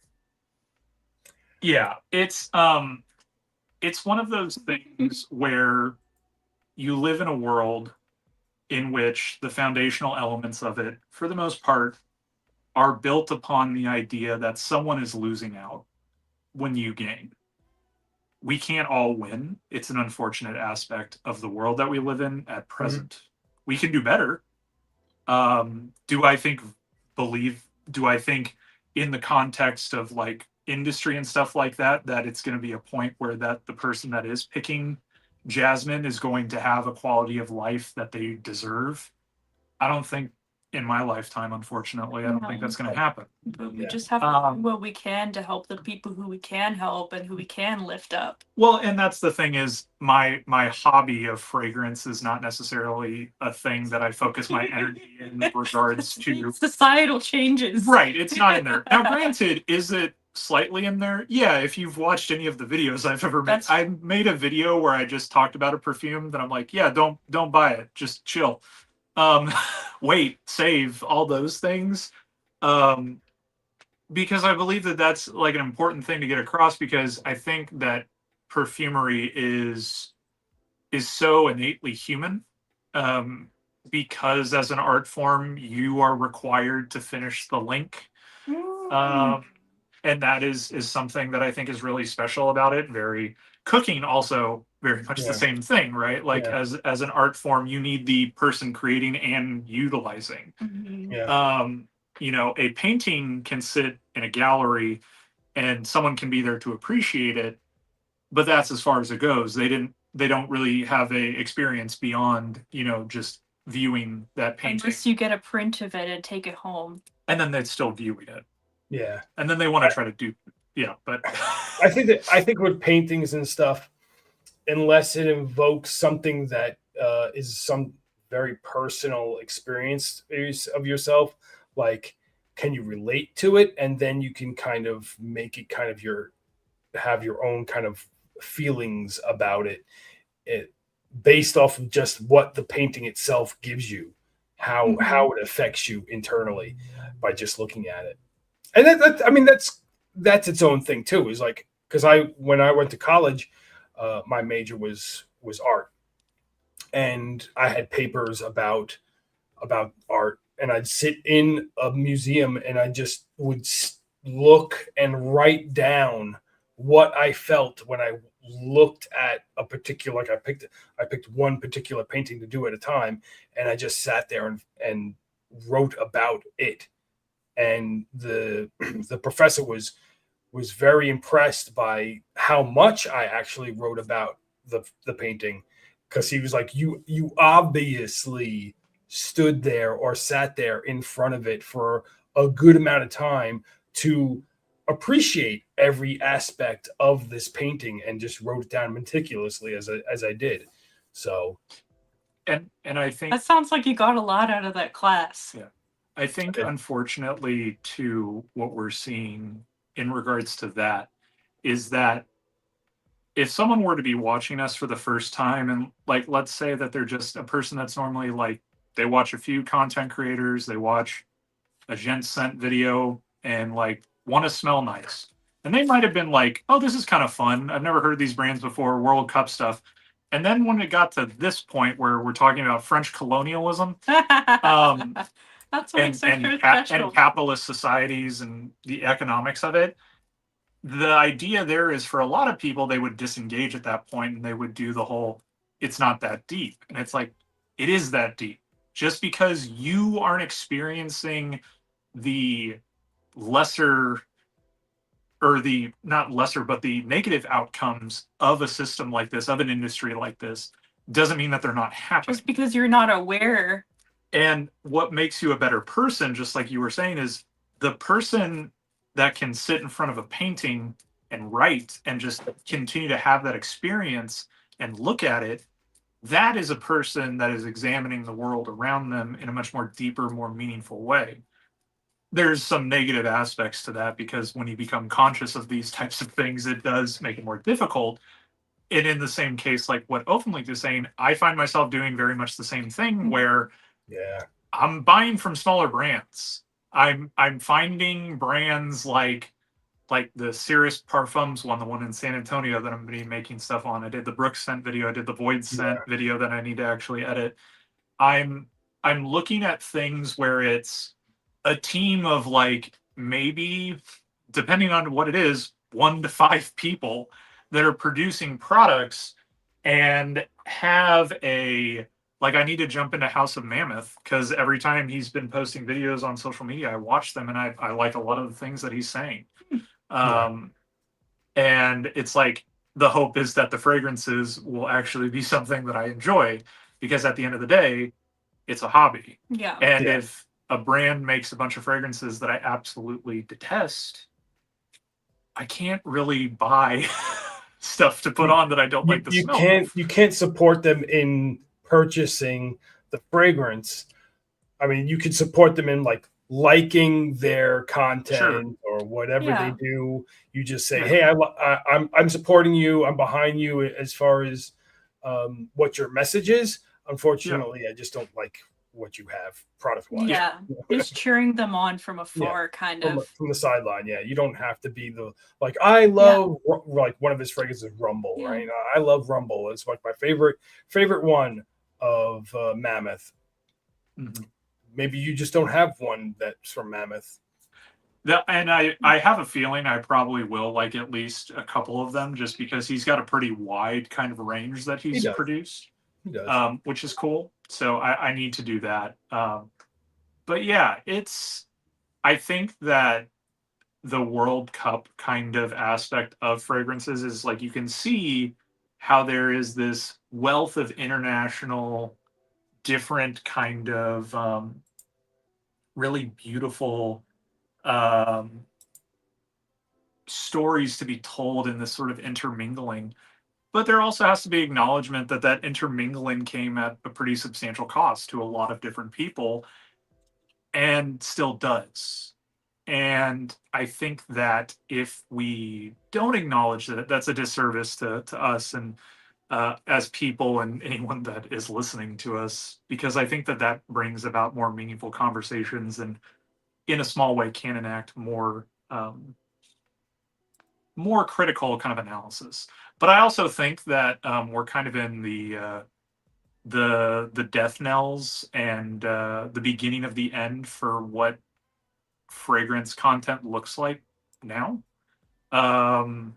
because now the influences are eating themselves, and that's usually a sign that things are going to radically change, because no offense, brands don't want to work with you if you're drama. Well, there's so many fragrance influencers now that are all like, I'm going to tell you how it is behind the scenes, and you can trust me, but you can't trust all these other people, and they're all doing it at the same time. Then there's a bunch of people all decluttering at the same time, going like, oh, I wish I hadn't bought so many fragrances. But then it's like, okay, well, what have you been doing for the past year, 2 years, selling these to your audience? Anyway. It's very obvious with some people. You can see why they got into it. Yeah.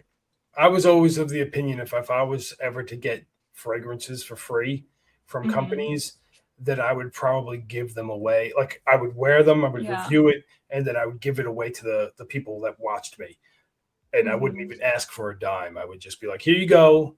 Like, who's interested? If you're interested, we'll do a random giveaway, and you'll get this fragrance. So, like, you're making money off of the fragrance to begin with, because it's making you make content, right? And people that watch it are paying with their time.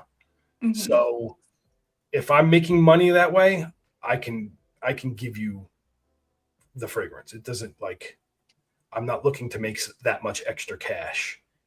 So people out there, you know who you are. Just different philosophies, different Yeah. ways of going about things. And I So, respect that. Let's but see what's going on in the chat. Ultimately, that wasn't me. That was me laughing at your Matière Premiere and Initio rants, which, valid. Again, like, the thing that I will say, and I keep echoing this sentiment, openly, no offense, dude, no one under the age of, what, 25 probably is watching you.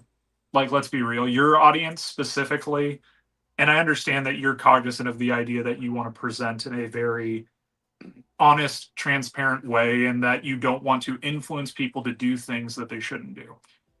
Everyone at that stage in their life has to also take some accountability and responsibility themselves. Yeah.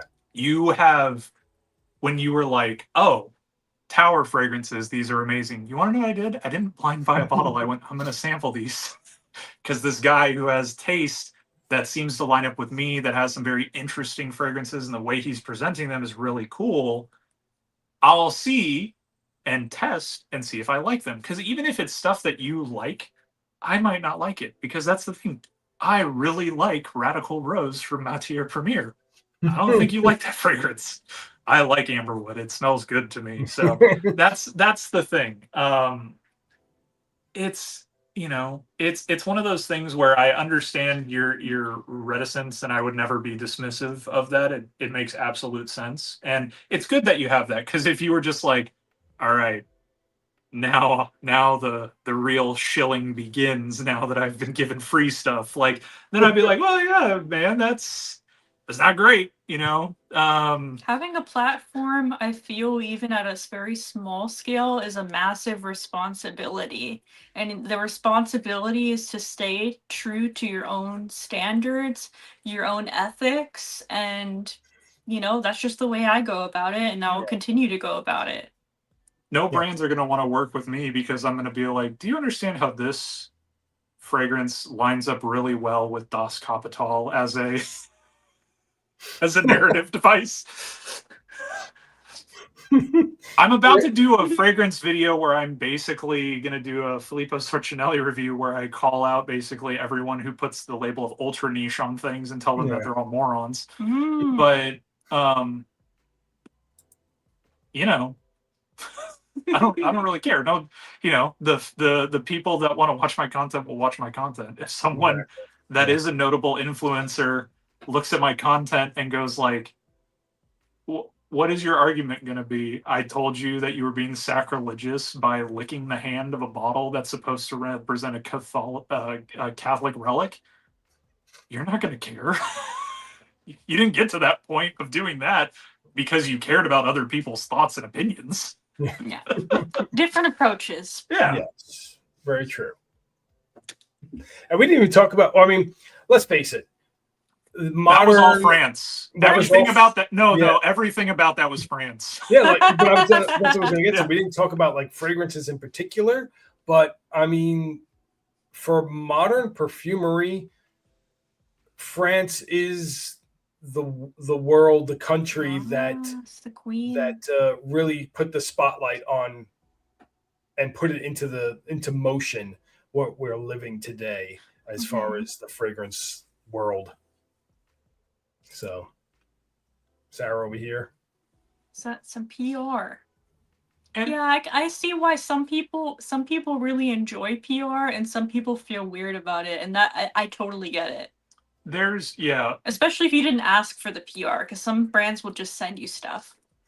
Yeah, no offense. Like if I form a relationship with like a small niche house or something and kind of grow and continue to like their fragrances, and they're like, hey, we're coming out with a new one, we want to send it to you, at a certain point it becomes a thing where that, I believe, for me personally, what I would say is, if a review that I made about that fragrance, if you're like, no editorializing, this is what it was, this is what we thought about it, this is what we were thinking, and I like it, there's a part of me that I would also kind of be in that realm where I'd be like, well, I like your stuff anyway, so I'm probably just going to buy it. Like that's the thing.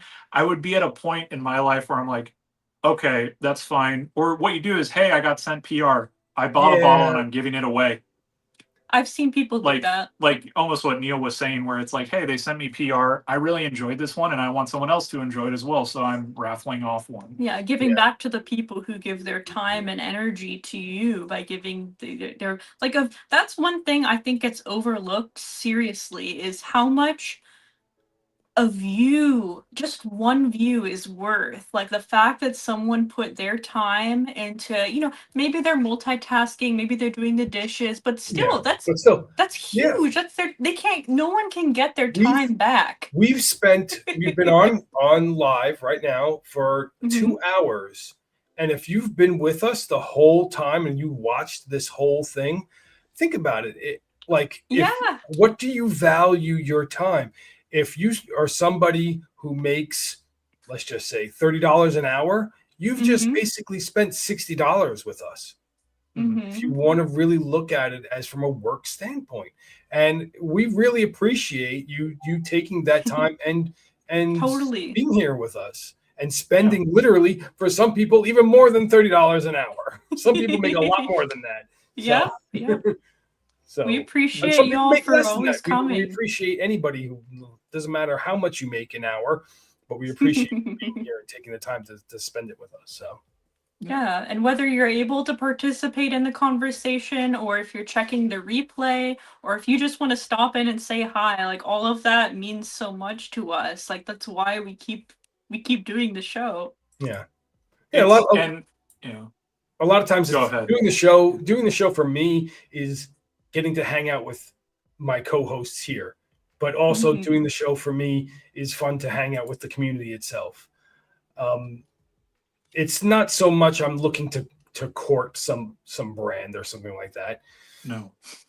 No. I think that the thing with the aspect of like the time investment on the viewer's end, that I 100% agree with as an idea, where it's like that amount of time and we appreciate that kind of thing. And the same thing on our end. This isn't a job. This isn't something that I am forced to do. This is a social group. This is basically like we started chatting and we're like, well, let's just we'll jump on too and film it, and we'll sniff the fragrances out of the box that Neil sent us, and then kind of went with that. And the idea of, I think that for most people that find success in content creation and stuff like that, I think that what it starts off with for a lot of them is, here's my hobby that I really like. Um, and I'm going to keep doing this, talking about the thing that I really, really love and I'm passionate about. And then at a certain point, there's a moment where someone comes along and says, hey, that thing you really love, you can get paid to do it. And if you could tell me what other dreams exist in the world, like that's number one for a lot of people. Hey, you can actually make a living off the thing that you love to do. Yeah. And it starts off really great It because can you're be a like, oh nightmare my though for God. some people. Over time, then what continues to happen though Yeah. is it's no longer something you love. I love teaching. I really do. Are there days I don't want to get up and teach? Yes. There's a lot of days like that because, for people, we weren't made to really just work constantly, but that's what we have to do. That's Mhm. what our life is now. Yeah, for sure. Yeah. So I think that I think it's I think it's more than reasonable to be critical of the people that are reviewing your or that are reviewing fragrances and people that you're taking advice from and things of that nature. And if you find that they're no longer serving your interests because they're trying to sell you a product that you don't want to be sold, goodbye. Like Mhm.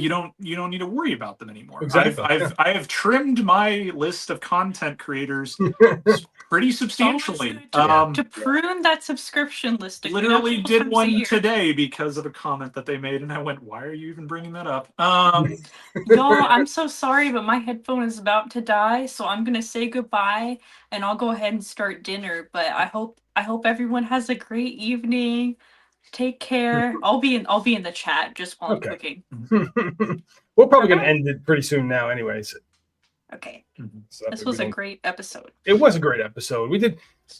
I appreciate everybody coming by and sharing their thoughts and their feelings on like the teams that we were coming out with, and the topics that we later kind of devolved into. It kind of became exactly what we are. You know, we talk about fragrances, Yes. but we also like to highlight the nature of the business. It's not all roses and rainbows, right? How many There's a top lot notes? What's the top notes? Yeah. What's the top note? Can I Yeah. get compliments from this? How long Yeah. does it last? Yeah. You know, At a certain point, right? Like, I think for a lot of people, if they continue with fragrance beyond just looking at it as a utilitarian kind of thing, where it's like, this is made for me to smell good and hopefully attract someone. If you stick with the hobby long enough, I think you realize how boring of a concept that is and how like so impermanent and silly that is. So, you know, that's, I think, for a lot of the folks that watch us, that they're already kind of in that sort of that vibe. They appreciate that. So, and kind of on that note, we'll probably head on out. Next week we'll do something. We're thinking about some things. Maybe we'll do the best of this so far this year. You know?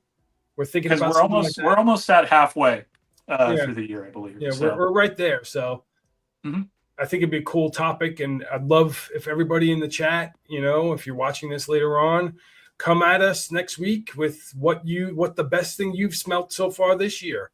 That's kind of like we're kind of thinking about right now.